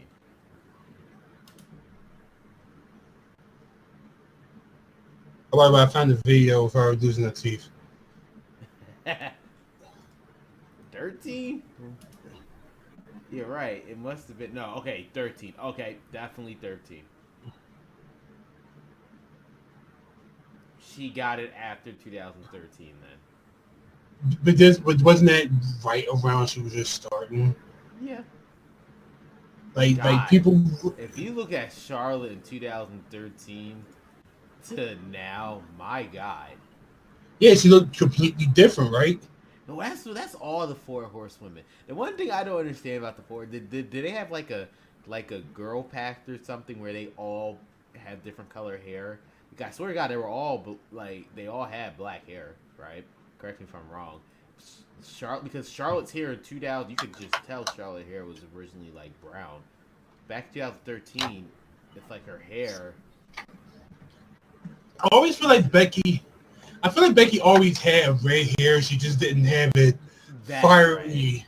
Like She didn't get, Sasha Banks went from she didn't get that. She brown didn't to get that pink to fiery. purple. She didn't get that fiery until the She NXT got match that she yeah had. with Sasha Banks. Yeah, no. Trust Yeah. me, I know. But yeah, you can. Even Charlotte had like brownish hair back then. My God. You know what's weird? 2013, she looks a lot. She looks older than what she does now. That's weird. Well, the same could go for Natalia. Natalia hasn't looked like she looks the same as she did a decade ago, and she's been there for her decade. Do like these people not age? Hmm. Good Uh, makeup. I know, and you're right. And you know what? You're right. But But yeah, some people need the I makeup found it. though. I found a tweet that has that she says that she's like, I can't smile. I lost my teeth. Damn. But speaking of Charlotte, oh, before we get to that, so we had Jeff Hardy versus Miz, which again, it was a good match, and I liked the ending But yeah, because it was something unique, and it shows how good the Miz is. So usually, because based on the match that they had, they were just like killing each other in the match. When Jeff Hardy did the Swanton Bomb, usually he thinks that's it. So what he did, he just simply laid on him because it was like, okay, that's it. He's not kicking out of this. And Miz took that opportunity to roll him up. And it was perfect because realistically, Jeff Hardy couldn't have gotten out of that. He literally used all his strength for that swanton. So that was pretty much his final attack. After that, he couldn't do anything. So it made sense how Miz was able to cover him so easily because he had nothing left. At least that's how I saw it. But, yeah, that's exactly how it was. It surprised me. I'm like, oh, when my brother told me, I was shocked too. But it was I looked at it. They could have done anything better. I don't think. That was actually perfect.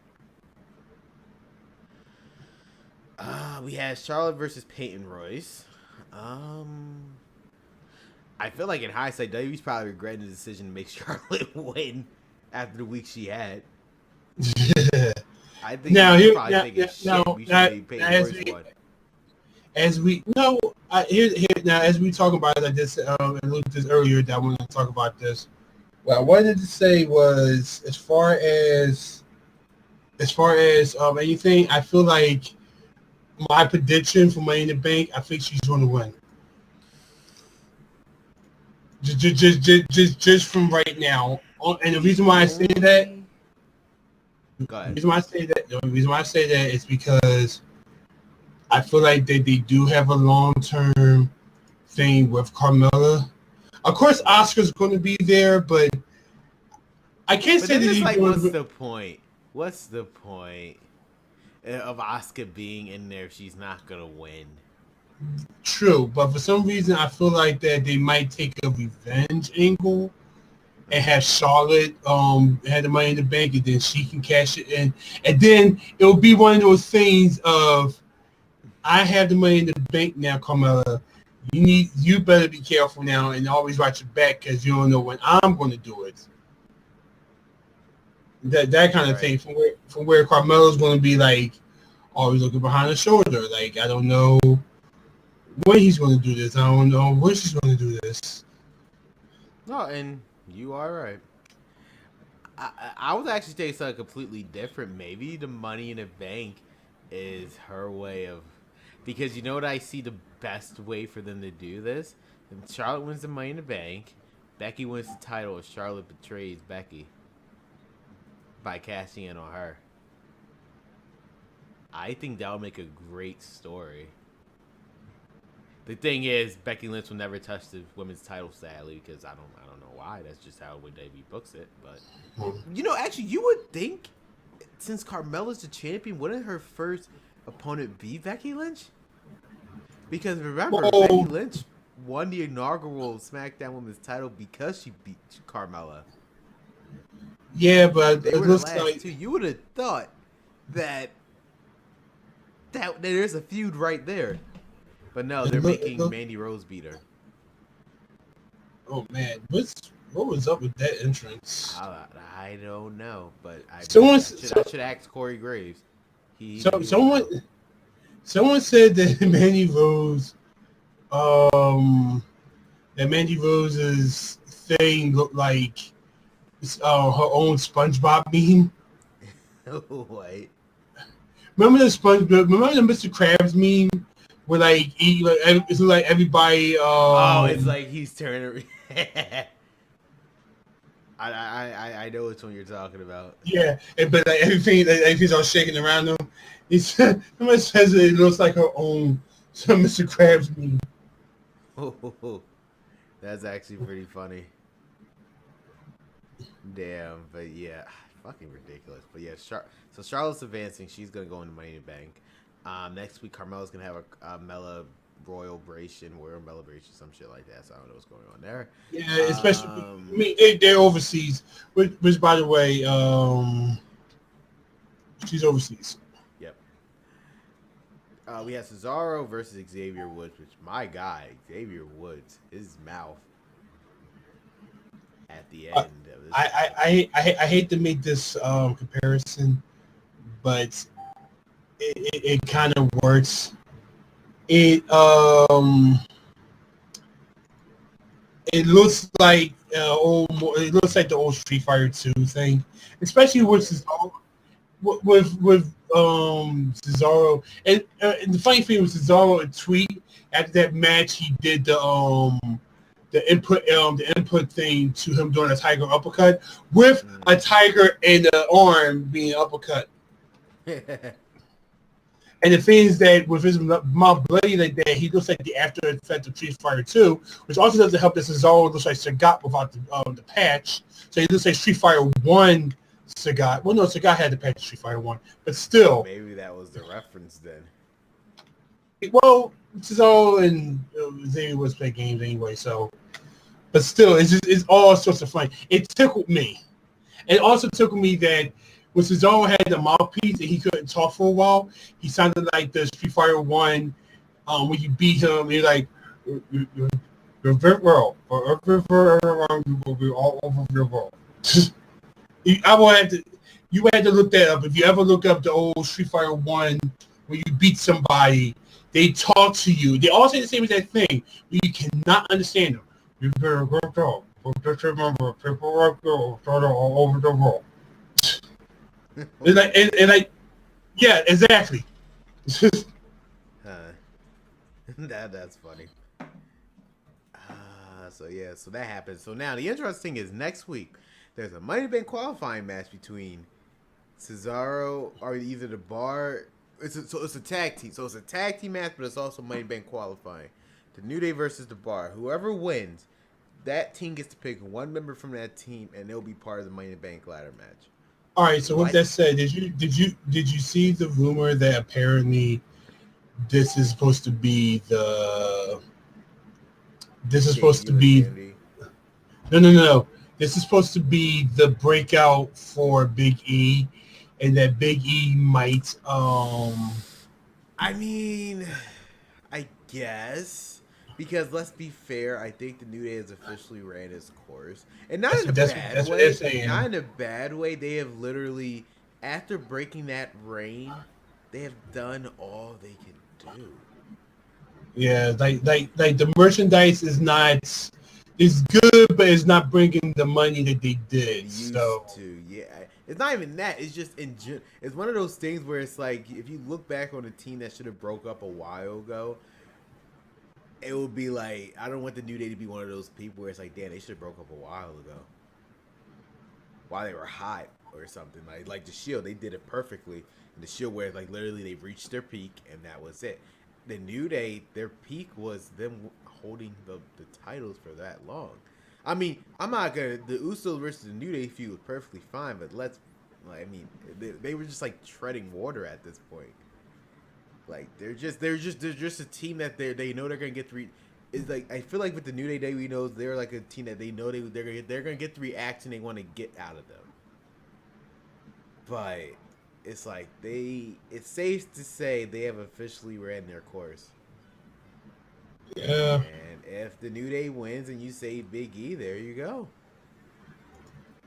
I mean, I guess that's hell. That's one way of making it happen. Have Big E be part of Money in the Bank, and then like he just says, "Screw you guys, I'm going for bitter out." Because I guess what they could do is say, "You see, if Big E wins, we all win Money in the Bank." But he says like, "Nope, just me." And it's like, I mean, I can't see seeing Big E because too many big people can be in the match because Braun Strowman's already in the match.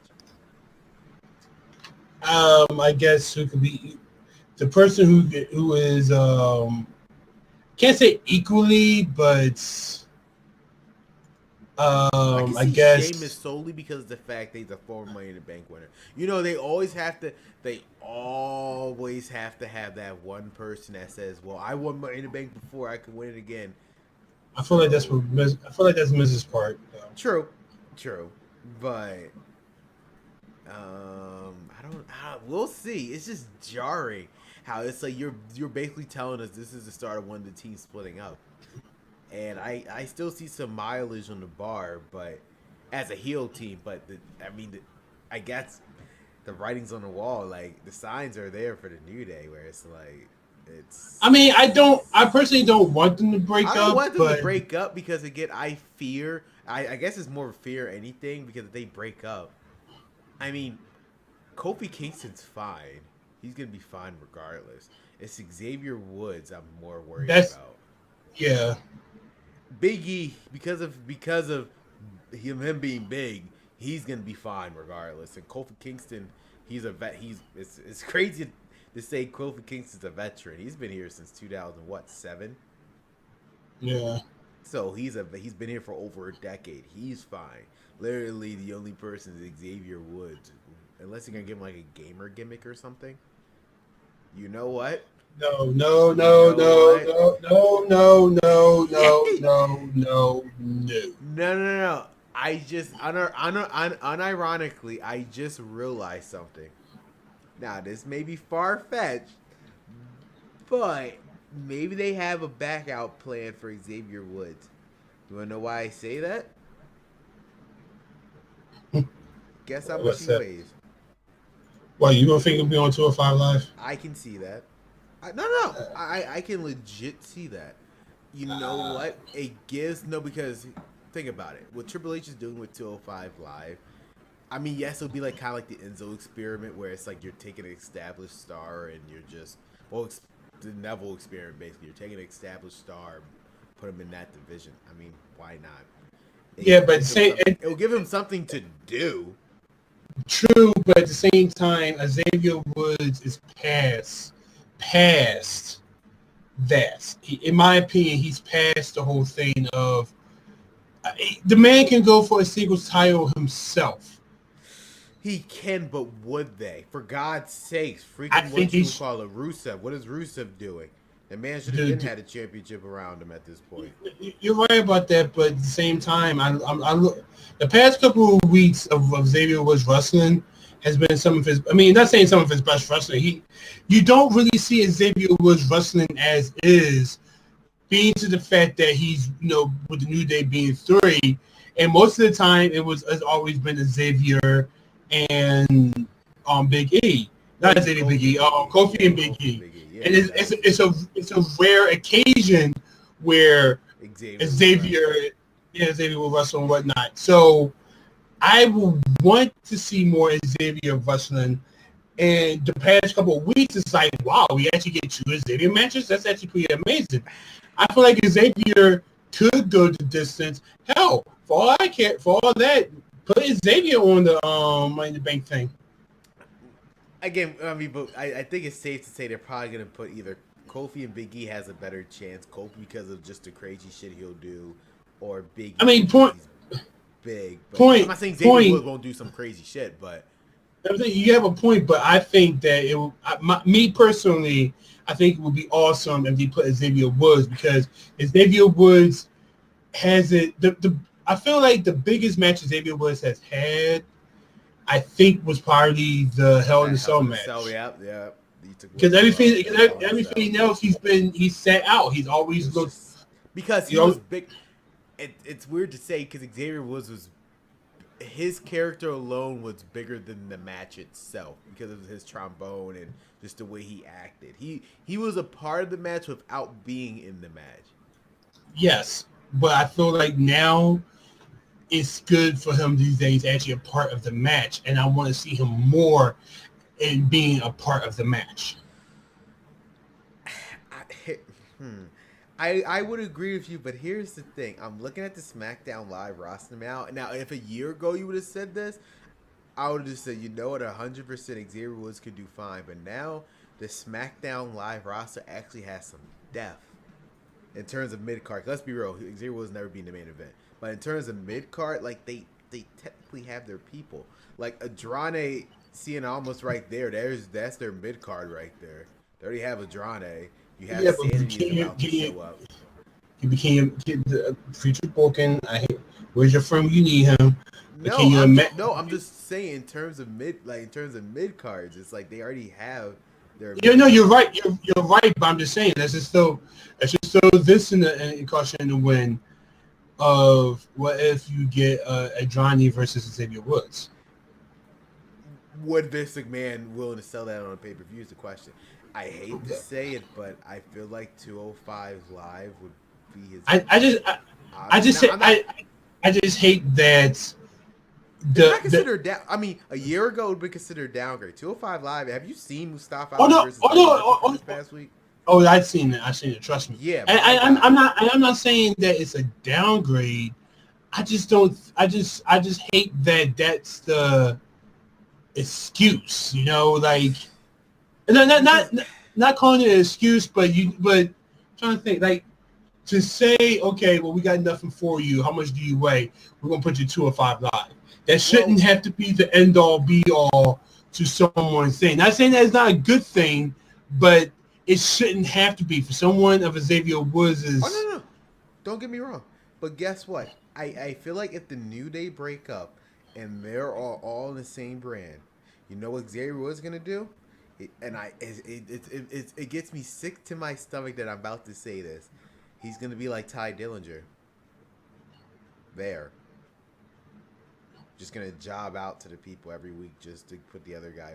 I'm telling you, he's gonna be just like Ty Dillinger. My God, the most over almost like a year ago, he was the most over person on NXT. The crowd doing 10 chants and shit. And what by the way, exclusive videos of R-Truth. By the way, did you see he had a new haircut? Yep. He cut off. Yeah. But it's like it doesn't matter. You don't even show up on fucking TV because Vince McMahon is stupid. But it's like again, I feel like he's going to be in one of the qualifiers since he came up in one of those promos. But he's just going to lose anyway. What the fuck is the point? Maybe the haircut will save him. I'm gonna say, but as I said, their mid card division is stacked already, and there's no way he's gonna be in the main event. I'm not saying him going 205 live is his only option, but he'll have a perfect. I guess the perfect tip I'll give. Look at Buddy Murphy. Imagine him being called up just to go to Raw or SmackDown. He'll be in the same position as Ty Dillinger. So you know what they did? They did something reasonable. They made him lose. They made him lose the weight so he can go on the 205 live roster. And look at him. He's a main eventer. He's already in the main event. A guy who's been in NXT for years, who should have been called up a long time ago for how good he is. They decided it'll be, the way things are is better off, and especially the heel that he is better off for him to go to 205 Live, and he can just thrive there as a heel. He's literally, in less than 2 months, he became the #1 heel on the roster. How did he already do that? Because there was an opportunity there. For Xavier, I guarantee you, Xavier Woods, if he goes to 205 Live, he can literally be the #1 guy there within a second. He could easily replace Sega Alexander. I'm not saying you would want that, but I'm just saying. I think it would be his best option because, again, Kofi Kingston been here for a decade. His position as gunner card is always going to be the same regardless, and I think Kofi Kingston's fine with that anyway. Big E, they might eventually make him in the main eventer purely because of his size, and good for him. He's in a good position. Xavier, he's just gonna end up like Ty Dillinger. I hate that because I feel like I mean, come on, this man deserves more. I mean, I'm saying this because the man did beat me in Puzzle Fire last year. No, dude, I feel you. But how do you think I feel with Ty Dillinger? Where it's like a wasted opportunity. If anything, I should say like this. With Xavier, he's actually one of the coolest people. I don't know if people know this, but he came to one of my. I do a lot of video gaming, a lot of fighting game stuff, and he actually came to the East Coast because he had to do what was the pay-per-view in December? Clash of Champions, right? Mm-hmm. Was it Clash of Champions or No, it was Clash. Okay, the champions. So they it was in. I want to say it was Boston. Yeah, it was in Boston. But he came to the East Coast. He came to Philadelphia, and he knows the tournament organizer there, and he stayed for one night. Friday night he did Tekken 7. He beat somebody that I knew that I don't really like. I'll tell you that story later. But he beat somebody in Tekken. I wanted to face him in Tekken because he's kind of. I'm sorry, Xavier's ass. Like his cane is very predictable and everything, and I feel like I could have beat him, but he didn't pick me. I was going to use Paul and just punch him hard all across the damn screen, but he didn't pick me. But I ended up playing him in Puzzle Fire. He beat me in that, but he took a picture, and then he played my friend in DDR. He's a big DDR fan, and my friend has his own DDR. My friend has his own DDR machine. I will show you the video because we had that video. He embarrassed him. Okay, like my friend embarrassed Xavier Woods. But anyway, my whole thing is that for me personally, I just feel like that shouldn't. I don't. I want to see him. If they are going to break up, I feel like that it would be that what's it called would be Xavier Woods should be the more of a breakout star than anyone else because he won't though. It's it's a shame. I hate to use this example, but look at the Shield. You would have thought when the Shield broke up, Seth Rollins would have been the guy, but look where he's positioned.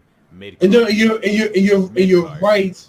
You would have thought out of all three of them of these men, the last person you'd expect would have been in the main event would have been Roman Reigns, but the thing, 3 years later, here we are. And the thing is that you're right, and I hate that, but at the same time, it's a hope for me. I hope that, dude.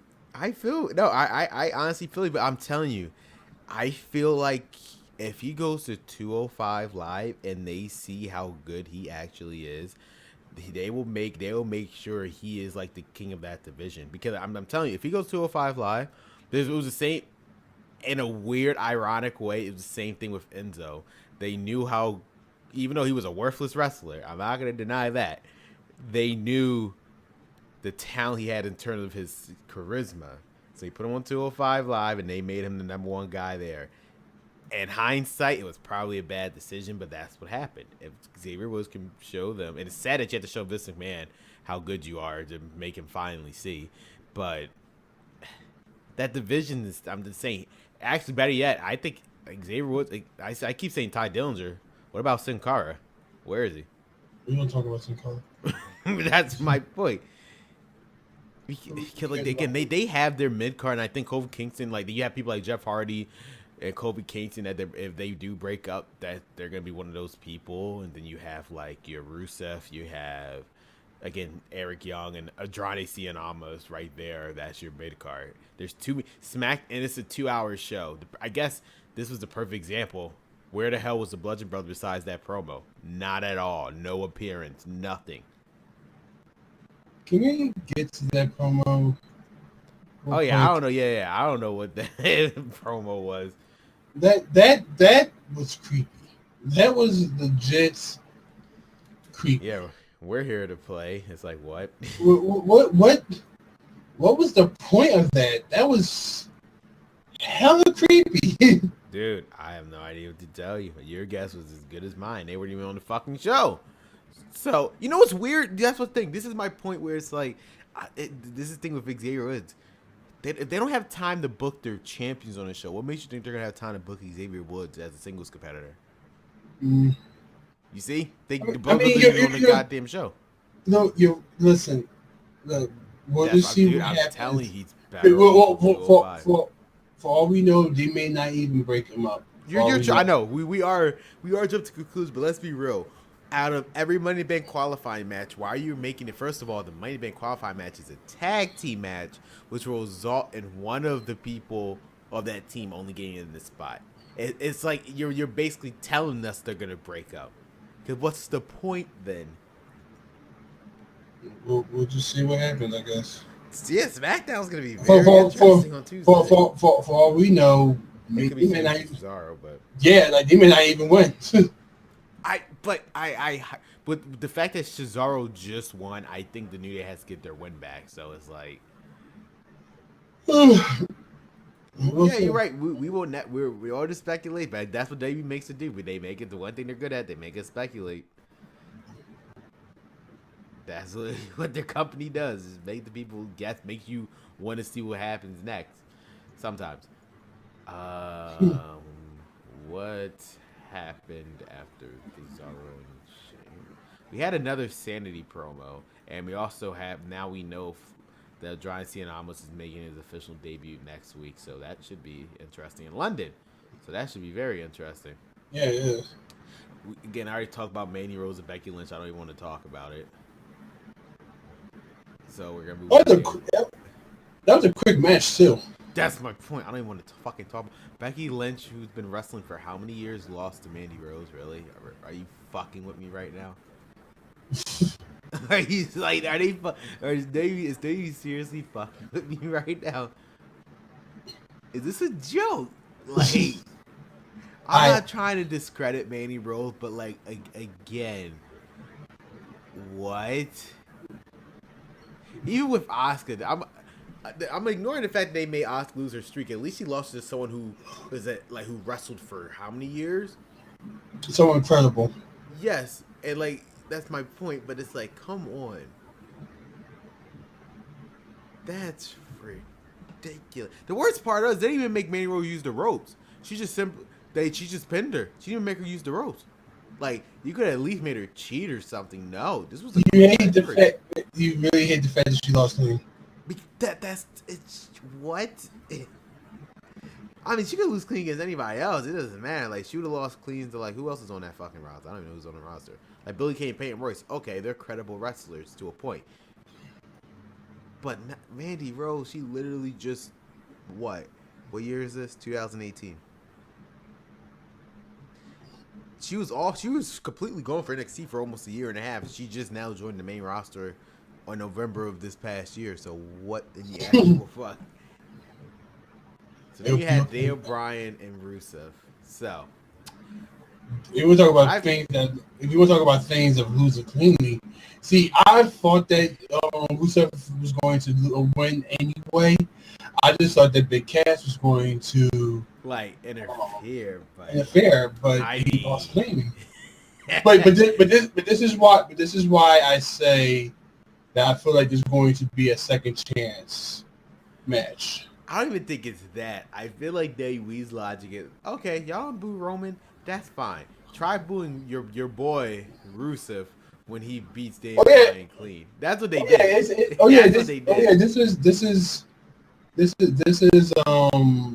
weird that they did that, but at the same time, I don't think that they. I feel like Daniel Bryan's going to be in because they might actually. I think this was their way of make him not in the match because again, just that it's not even because of storyline perspective. Do they even know? I know Daniel Bryan's back. They really want him in a ladder match this early, at least. Do they really? I mean, he has shown that he can go. But here's the thing: as you say that, I remember. Did you hear the Jericho podcast this week? What? Okay, so the Jericho podcast was actually really good, but it's of him. It's him and Daniel Bryan, Jericho and Daniel Bryan, and one of the things that he said was. Since I'm coming back, what they do is after every match, they come and they check on him. Yep. Hey, they know he's protected. They check on him every time that he comes back from a match, just to make sure that he's okay and everything. But sorry, I didn't mean to pass on my yawns. No, it's fine.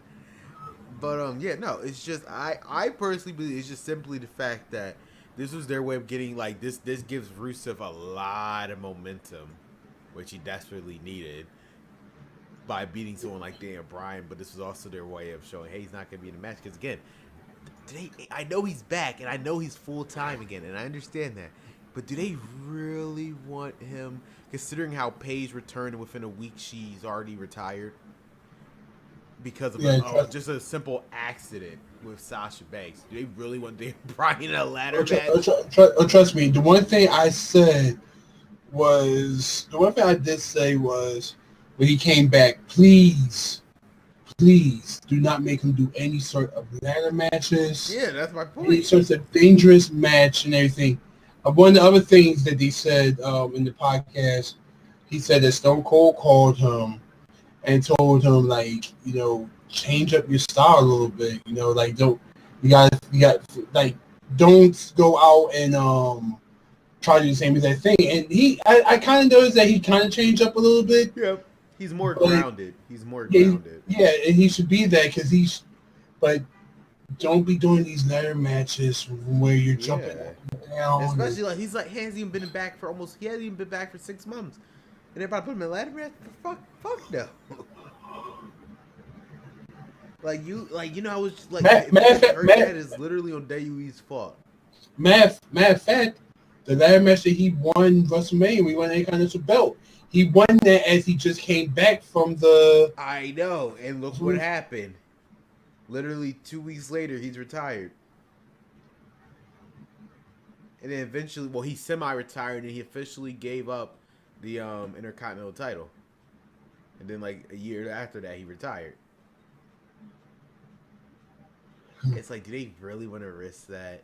Literally, when he just came back, you finally got a good roster on SmackDown. You really want to lose one of your key players in that over? You know what? Let's see Jay Bryan do a headbutt off a ladder. Yeah, no, that's not. That's never gonna happen. But that's like they really want to lose that Ember Moon. They can say they're clearly saying fuck Ember Moon because if you're telling me she's not gonna do that, she's gonna do it. She's gonna hurt herself. She's gonna hurt somebody. I mean, she already messed up Oscar's collarbone doing that one time. So, well, look, me personally, I hate to kind of cut this short. I actually have to make a phone call right now. On my end, I mean, you can. I appreciate you took that and I was just gonna wrap up with 205 Live and SmackDown anyway. So I mean 205 Live and NXT. That was it. Yeah, but I have to make a phone call with someone. I told him 10:30. No, dude, you're fine. All right, so everyone, y'all take care and everything. Just let me know when time you're gonna do it next week and everything. All right. But we should More be than likely, what about Thursday? I should be home. All right, dude. All right. All right, then, everyone, y'all take care. All right, Brian. See ya. All right, guys. So, there you go. Let's wrap things up with both NXT and 205 Live. So 205 Live, again, we kind of alluded to, we had a match between Buddy Murphy and Mustafa Ali, which was literally match of the week. I mean, again, 205 Live, they've been putting on incredible matches, and it's just sad that they just get the flack that they get. Like Buddy Murphy and Mustafa Ali, they literally killed each other in that show. And it was a good match. And Buddy Murphy, again, like I said, alluded to, Buddy Murphy, for someone who's been in NXT for like years, he has pretty much became the top guy in the division within less than a month. And he really showed it. You also had Lindsay Dorado, Grand Metalik versus Brian Kendrick and Jack Gallagher. So, we had that. And the only key thing is that either it was a completely off comment from Nigel McGuinness, or he might be alluding to something. He did mention eventually Drake Magnon had to put tag team title belts in this division for these guys to compete for it. I mean, this is fine. This might be the foreshadowing of that they might have some cruiserweight tag team titles on. I mean, we know they exist because they themselves put out a patent with that design and literally says cruiserweight tag team. So we know they exist. It's just a matter of them introducing it. So there's that. We had Tony Nese defeat a jobber. I'm assuming they're building him up for something, and I think he's the heel again. I don't know. But then again, we had that incredible match with Buddy Murphy and Mustafa Ali. So overall, 205 Live was a very good show. I personally enjoyed it.